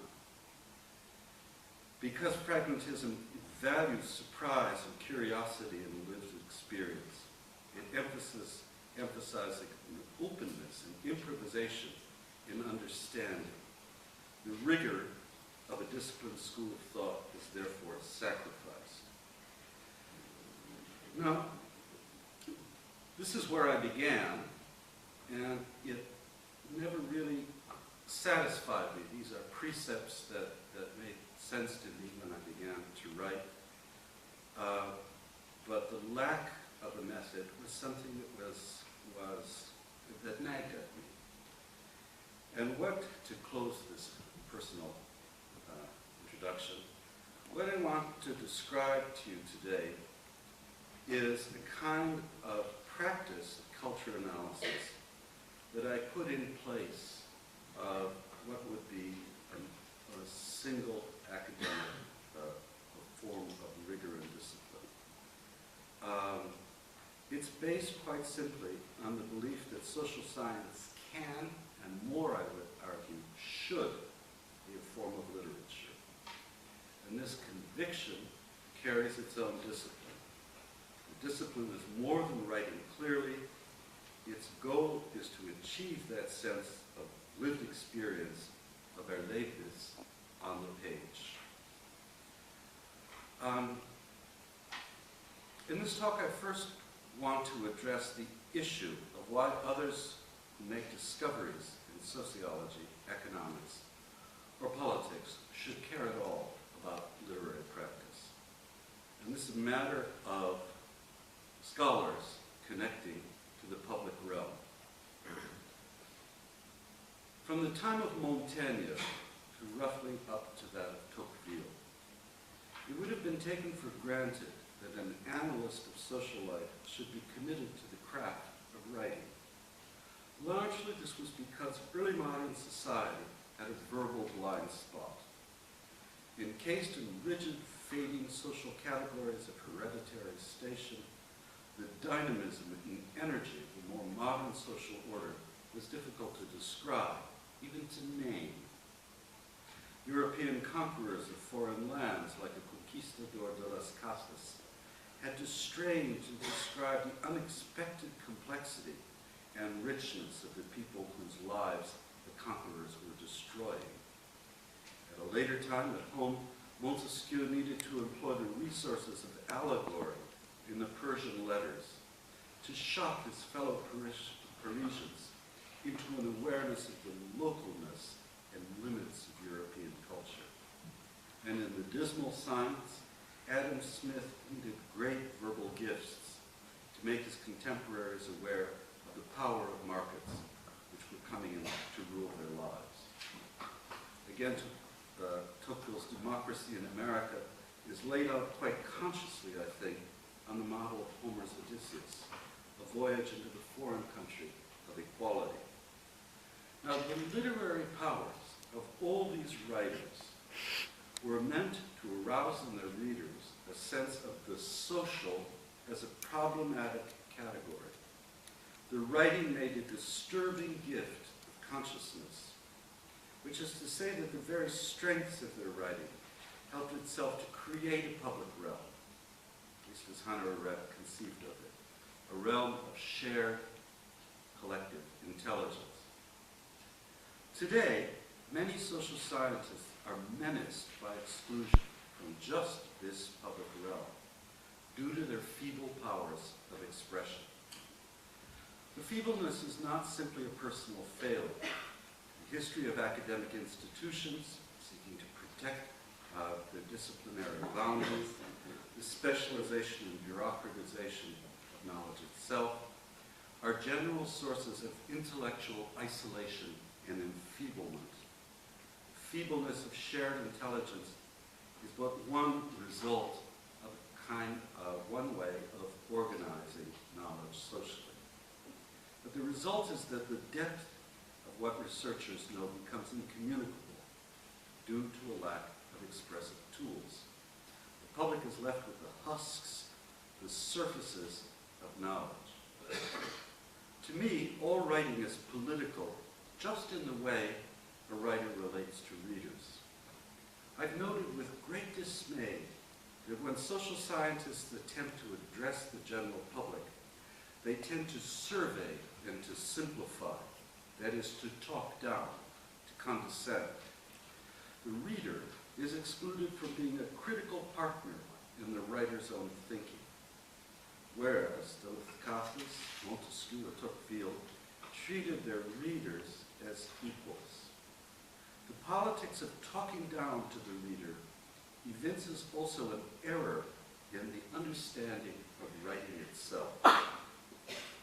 People who commit this error may imagine that they can know before they write. They will gather their data and their thoughts, and then, as the English phrase has it, write up the results, displaying to others what they have already thought through. Whereas the act of writing should be a laboratory, a workshop for thinking, not an after-the-fact presentation.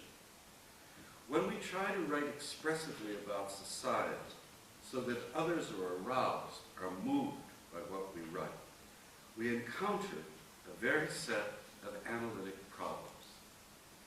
And I want, next, and this is the substance of what I want to say to you, as you may get it, I'm extremely long-winded. I want next, and therefore, to talk about the craft of social writing. What I'm going to describe to you are issues from my own experience, certainly not hold myself up as a shining example of writing well, and certainly there are many other solutions to the problem of expressive writing than those I've found. But the problems themselves, I would claim, are generic to socially minded literature. I'm going to lay out to you 4 challenges I've faced in my writer's atelier. These concern issues of authorial voice, narrative, arousal, and generalization. A novelist or playwright also has to deal with this quartet because they are fundamentally properties of literature. But the writer of nonfiction has to address authorial voice, narrative, arousal, and generalization in special ways. So let me first say something about voice. Voice names who is speaking to the reader. In literature, voice is recognized most simply by the use of I or we, the third-person voice in the hands of a great novelist like Flaubert makes the author's presence felt in every word on the page without the author ever speaking personally to the reader. In nonfiction writing, handling the issue of voice is a tricky and often frustrating challenge. Say the writer wants to bring to life on the page the experience of a capable woman working for an incompetent male boss. The sort of boss who takes 3-hour lunches and leaves her to deal in the meantime with all the tough problems in the office. I just choose this out of the end. To make literature this situation, the writer is going to have to do more than just enumerate the circumstances of the sort that I've just named. The writer will have to probe what incompetence means to the long-suffering worker, that is, give her a voice. The writer could do this simply by quoting her complaints, but illustrative quotation is a very static, dull procedure. In fiction, individuals who are portrayed simply as an instance of the category, like the suffering worker, are dead characters. And this is true of nonfiction as well. The writer wants to enter into the rounded, distinctive life of another person, which requires giving that person an interpretive voice, struggling to make sense of his or her circumstance. And here's the difficulty. A thorny social issue lurks in this literary effort. In the 19th century, Wilhelm Dilthey first called for social science to enter the terrain of how people act as their own interpreters, rather than the social science doing the analytic interpretation for them. This is the domain, in Dilthey's word, of Verstehen. As a humanist, he believed people are competent interpreters of their lives. Rejected in particular as an anti-Marxist the idea of a stupid proletariat, Lumpenproletariat.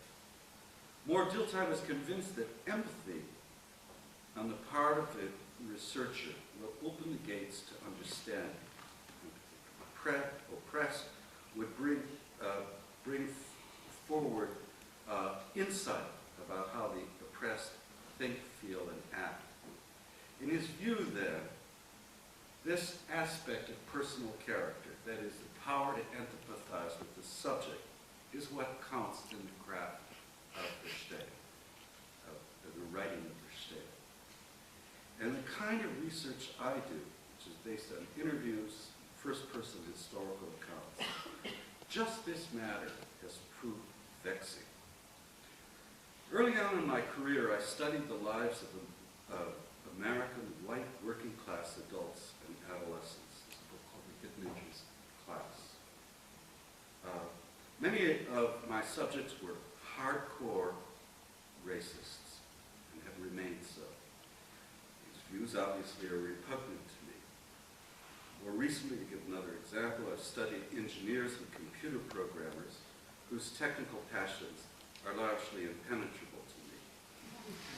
Sheer emotional empathy or mental identification in these cases cannot alone suffice. In the field, I'm a rather combative interviewer, arguing with racist interviewees, challenging engineers to justify whether a technique or procedure matters.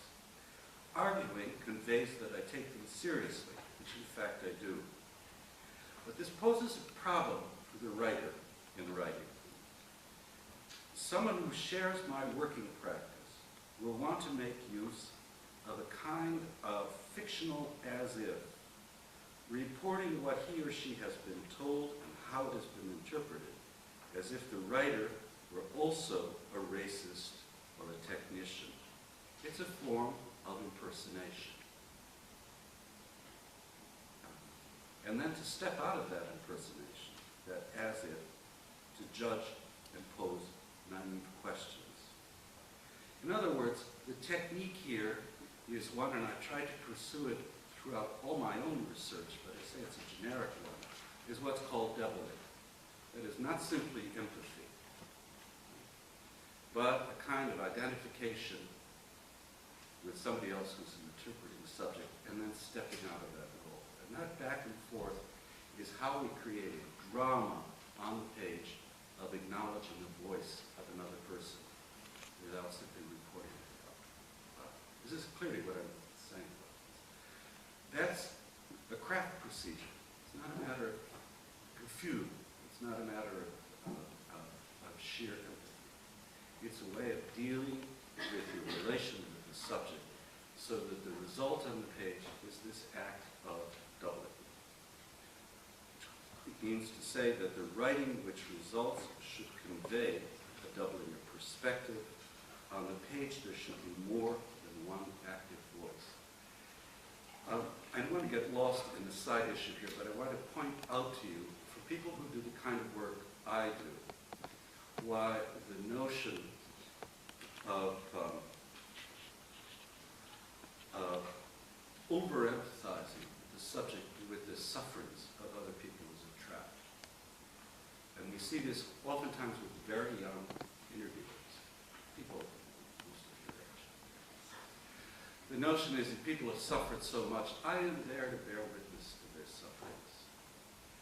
That is a form of condescension in one way, but worse, it means that the writing itself goes dead.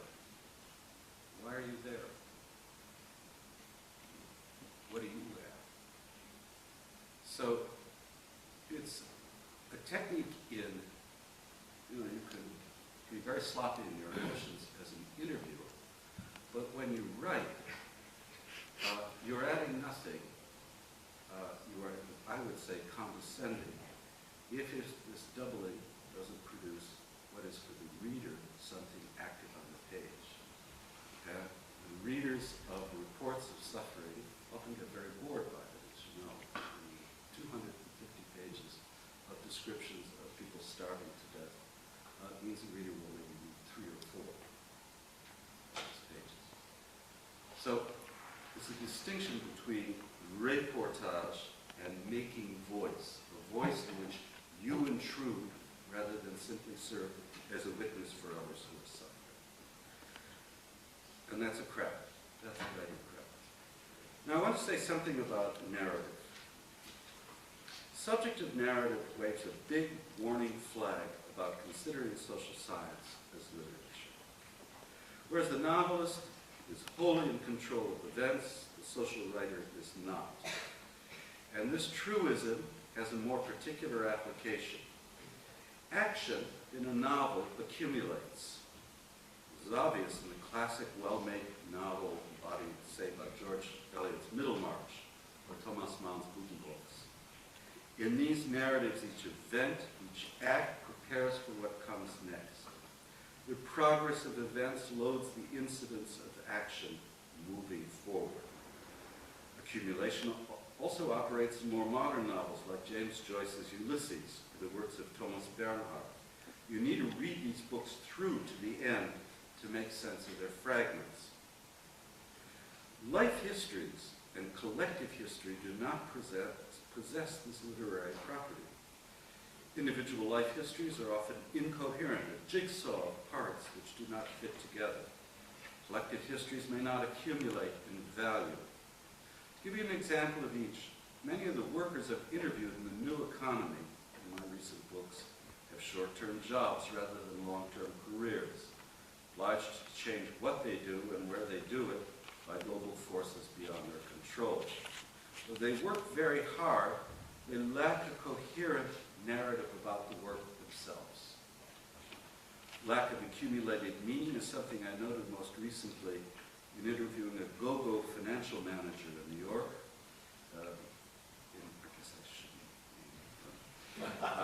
The collapse of firms like Long-Term Capital Management a decade ago and the bursting of the dot-com bubble a few years ago has made little impress on the manager that I interviewed.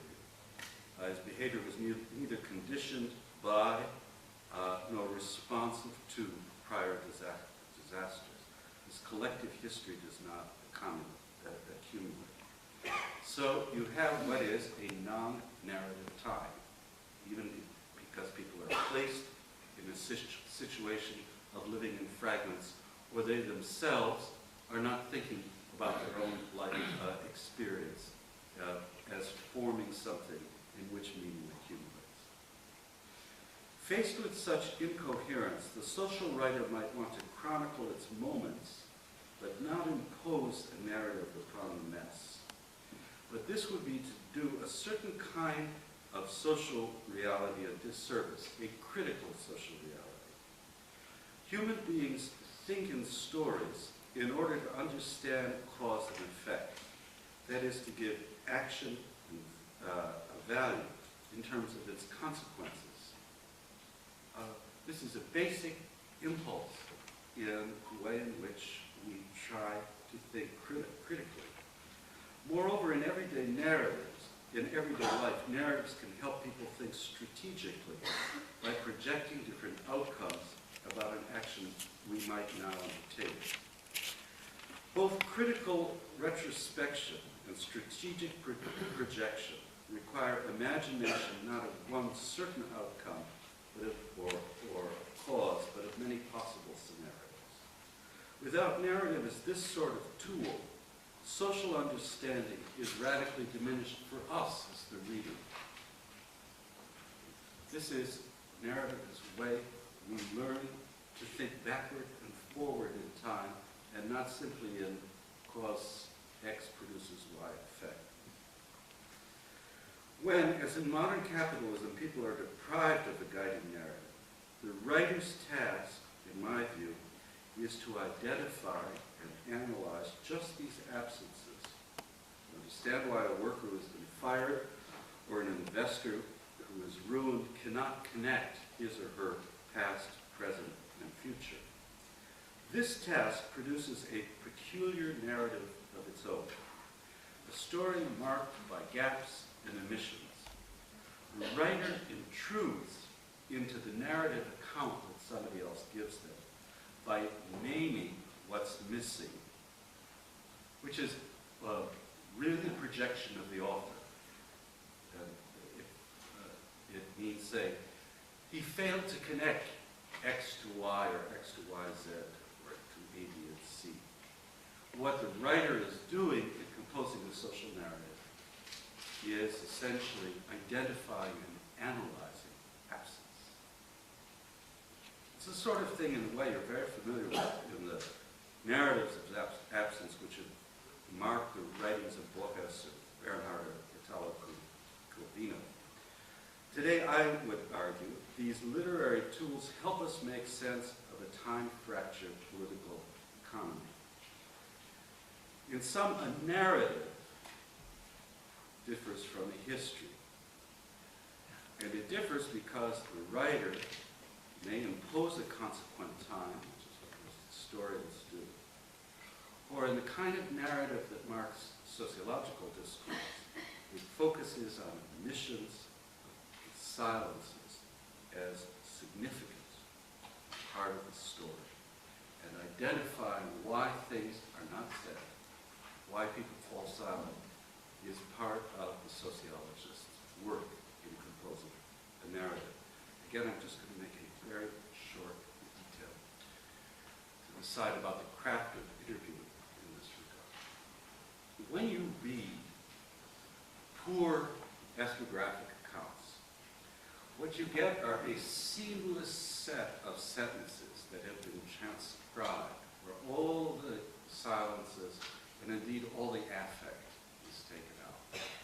They read as though they were crafted by, if not Calvino, that the person at least talked very coherently.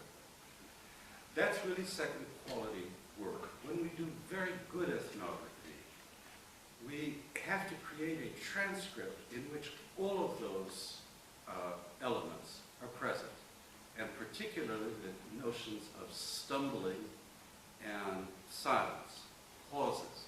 It may seem like a small detail to you, but it's precisely in marking and hearing and responding to those things that we understand what it's difficult for people to say and not what they can produce almost mechanically. So that the craft of writing about these silences also means that the interviewer has got to both record them and attend to them. And again, a mistake that beginning interviewers make is to get very uncomfortable when the subject falls silent or stumbles, as though something is going wrong with the interview. You know, the person looks away, they look out of the room, they have nothing to say. They are saying something. You know, if you've asked somebody what did it feel like to be unemployed at month 6 rather than month 4, and somebody begins stumbling, that's your data. But we tend to homogenize all of this because we imagine that what social research is getting people to report on themselves rather than to make this more searching kind of analysis of what they actually express. I want to third talk about the issue of arousal, which is another aspect of craft which I think people miss very much. And I'll tell you a story about myself in that regard. The editor of the New York Review of Books once said to me in rejecting an essay I had written about Linux as a total amateur open source computer code, said to me, "I'm sure what you say is important, but it just doesn't interest me." Now, the issue here is that it's very easy to believe that the sheer importance of the subject will arouse readers, if not editors. I forgive him already. Open source, after all, the future of computing. But there's no necessary connection between important and arousing. Sometimes writers respond to this dilemma by over-dramatizing an issue to engage other people. They're prone to employ that much abused word crisis to seize attention. Of course, if everything is a crisis, then the word loses any meaning. So we have to grapple in fundamental ways with the nature of stimulation and arousal in writing nonfiction. My starting point has been in my practice that curiosity and surprise are much more lasting stimuli than dread and fear in attaching the reader to the page. Crisis calls attention to a subject, but curiosity takes the reader inside a book. And there are two methods, I think, available to the social writer for stimulating curiosity. The classical psychological studies of curiosity revolve around the experience of cognitive dissonance, a condition in which there are contrary rules and rewards for behavior. Caught in this double bind, humans, like rats in the psychologist's laboratory, can pay close attention to their immediate circumstances, seeking to work out the puzzle. Curiosity is engaged. On the page, the presence of differing dissonant voices, which I described earlier, can have the same effect. When we use the word texture to describe a piece of writing in the non-fictional realm, what we mean, I think, is to invoke just this verbal layering of cognitive dissonance. That is, you believe something and its opposite, which focuses you on the conundrum of the subject that you're dealing with. What psychological research in cognitive dissonance reveals is that humans, or rats, caught in contradictions do not go into a state of crisis. They do not go berserk. Instead, they live with the contradiction by focusing on particular behaviors, seeking to manage these within the confines of a larger situation they cannot resolve. In writing, we want to achieve the same kind of focus, setting up contradiction or dissonance in order to focus the reader on significant detail. And this is why, in writing up interview notes, I include bodily gestures or tones of voice as part of my data, since these are frequently ironic or distancing commentaries on the actual words themselves. This distance established between a shrug of the shoulders and the declaration of principle makes the reader pay attention, just as it aroused me in the interview. So the logic of this for the writer is to find, not just focus on facts or details, but focus on facts or details which often physically contravene verbal declaration. It's one of the reasons that there's been, I think, such a productive turn to visual ethnography in sociologies, and both photography and video, because it gives us a tool to say what people's body language is like when they tell you, I absolutely would like to see all blacks, removed from universities. If somebody smiles, you believe them. If they look down on the ground, you know that you've got a different kind of, in shame, you know you've got a different kind of social information. That's a sidebar. So that is a question, in other words, of stimulating curiosity, of actually trying to find and locate significant detail and focus within cognitive dissonance. Another practice which stimulates curiosity revolves around tacit knowledge, the assumptions we take for granted, the behaviors we practice unconsciously. A bad social writer will surface these tacit assumptions through an act of accusation.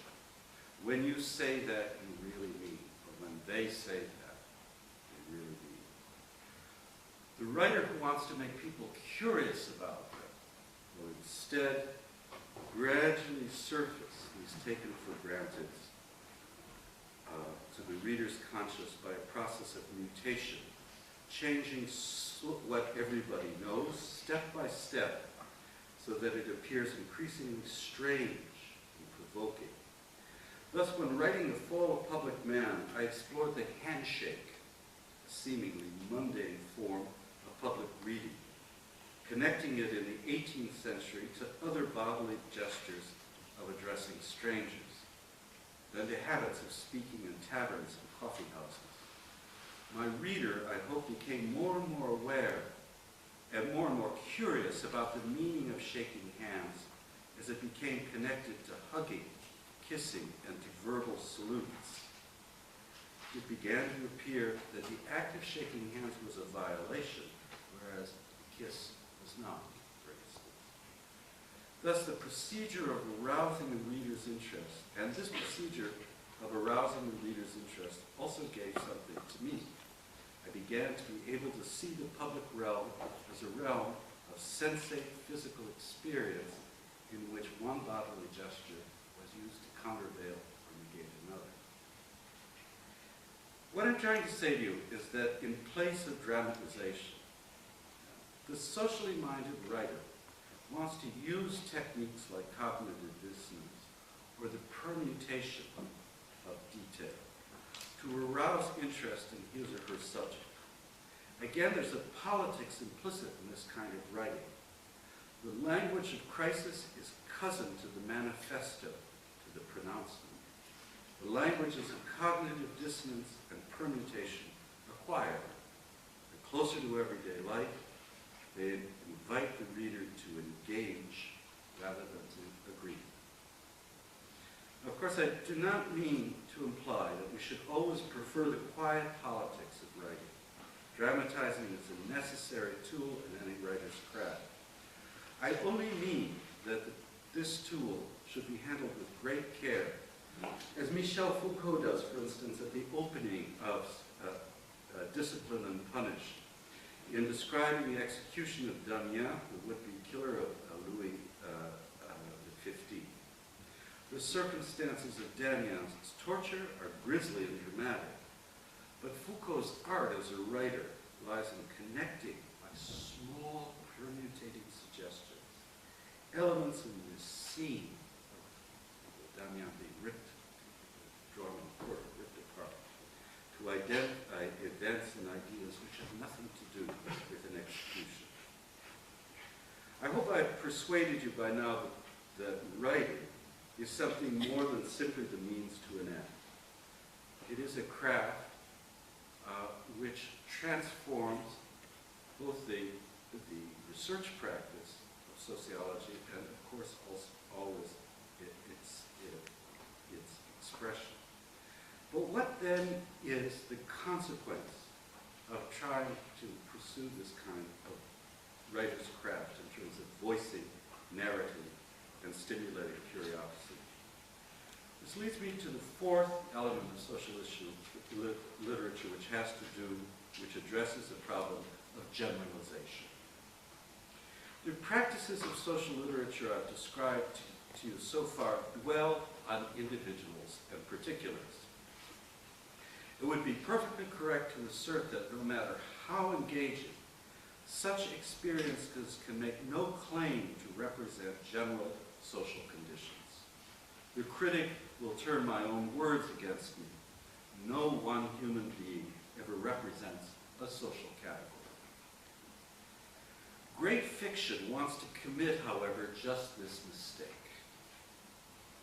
The novels of Balzac and Proust invite the reader to make a metaphor of political corruption out of Vautrin's crimes, or to read into Baron de Charlus's posturing the decline of an entire aristocratic class.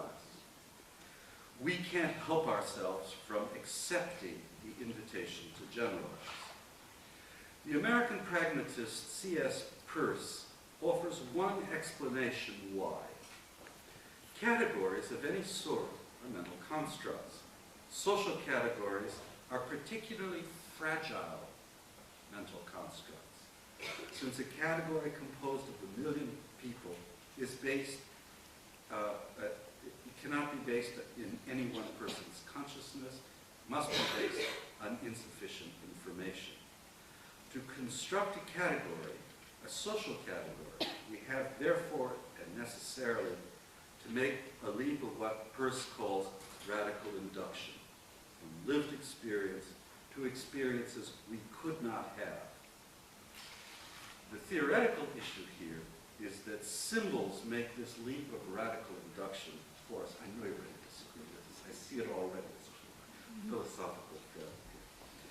Symbols make this leap of radical induction, be they symbols, these symbols, social statistics, or the characters and events in literature. But symbols, in the pragmatist tradition, are not generalizations.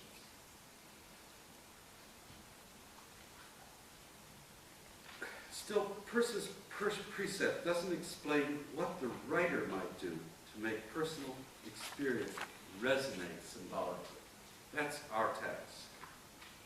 In creative literature, radical induction may seem no less than an unfathomable secret of great art. In social writing, I believe, concrete steps can be taken to induce radical induction, to create symbols out of experience rather than generalizations. And I'm going to describe in this regard just steps I've tried to take as a writer. The procedure I've used derives from the experience I've had as a musician rehearsing chamber music with other players. In rehearsing chamber music, the players, of course, have to achieve a coherent collective sound. It equally must preserve the distinctiveness of each instrument. If that balance can be struck, then each instrumental part seems to loom larger, mean more, than when the player rehearses alone, although he or she is playing the very same notes. And this is how a musical process of symbol making occurs at group rehearsals. The notes of each part are transformed in value while remaining the same in material fact. Now, I've drawn on my sociological work on just this experience of musical rehearsal, even when I interview people individually. Typically, I will try to interview in depth about 30 to 50 people who share something in common, like the middle-ranking computer programmers I interviewed for the book The Corrosion of Character. I'll then ask them to talk about this shared condition. In writing up their varied interpretations, I try to stage something like a group rehearsal on the page, one in which individual beliefs or experiences mean more when played together with or against others. Hopefully, the reader later joins the rehearsal if the writing works. If it does not, I want to emphasize, beget generalizations about programmers, for instance. Instead, it activates the process of symbolization in which the experience of each becomes a kind of dialogue with the others. It becomes an individual report, but meaningful through association. I don't know if this is clear to you. It's a way of dealing with data so that if we've got, I've just done a study with my students of 200 unemployed people on Wall Street. It's a huge archive of stuff. The idea is not to find a common thread, and certainly not to press the button which says, thematic analysis, find everybody saying the same thing. You can get computer programs like that, but they're useless. What you want to do is look at the ways in which something like long-term unemployed is used differently by people, and then use it as a kind of rehearsal on the page for what that means.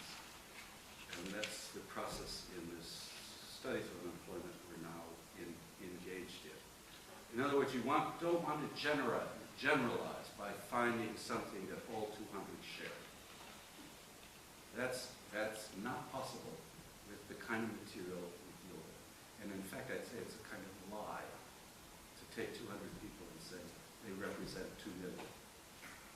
You want to do something different. You want to make the reader think about unemployment by seeing perhaps 200 different ways that people can discuss it. What's possible in that interpretive frame? And that's how this issue is, for me, in my practice, dealt with. The distinction between generalization and symbol is a keystone of pragmatic philosophy. While the generalization is a fixed statement, the symbol is a dynamic process which helps us relate experiences to one another. That's what sociology is about. Just that.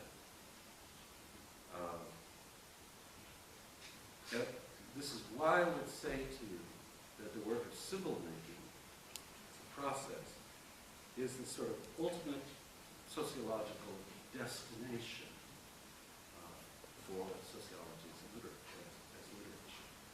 The symbol rather than the generalization.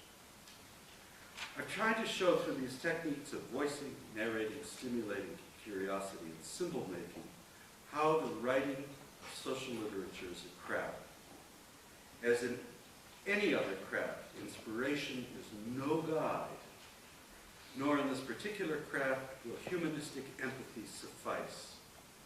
The social writers I particularly admire, Walter Benjamin, Roland Barthes, Michel Foucault, Michel de Certeau, write quite differently from each other, yet all share an essential ethos of craftsmanship. All established a set of practices for their prose, and these practices evolved in the course of their careers. They could thus make discoveries rather than simply demonstrate skill. And all craftsmanship should have that aspiration, because good technique is not a fixed, closed system. So if I sound as though I've given you rules for how to do something, I have and I haven't. These have served me, but you might find other ones. But the goal of them is to make of sociology something which, and social research, something which has some of the power and the cognitive depth, as well as emotional depth, of great literature. I'd like to just close, I'm sorry to have spoken so long, but I'd like to just close this talk by just an informal remark. Again, this takes me back to the personal. What I've described to you is something that was very hard to situate in any academic institution. It's almost impossible to teach this that I've described to you. It is a practice in which a teacher can be a critic, but it's really an engagement in the social world with a certain kind of goal in mind. We had 3 weeks ago at Crash an event, another conference, international conference of a group that's been working for 7 years doing cultural analysis and writing called Nylon, which used to represent New York and London. We're not going to have to call it NICAM. And it's taken, these are mostly PhD students, research students. And it takes them about 3 or 4 years in this group. It's only a workshop for writing to begin to get the idea of how to write so that they not simply demonstrate that they're proficient. They don't make a display of skill, but they actually make something that somebody else is engaged by. They cross over from that barrier, which most formal education does, of making people legitimate the fact of their own competency. And this act of legitimation through testing, formal ways, is deadly. That kind of display of just how smart you are is deadly for the practice of this kind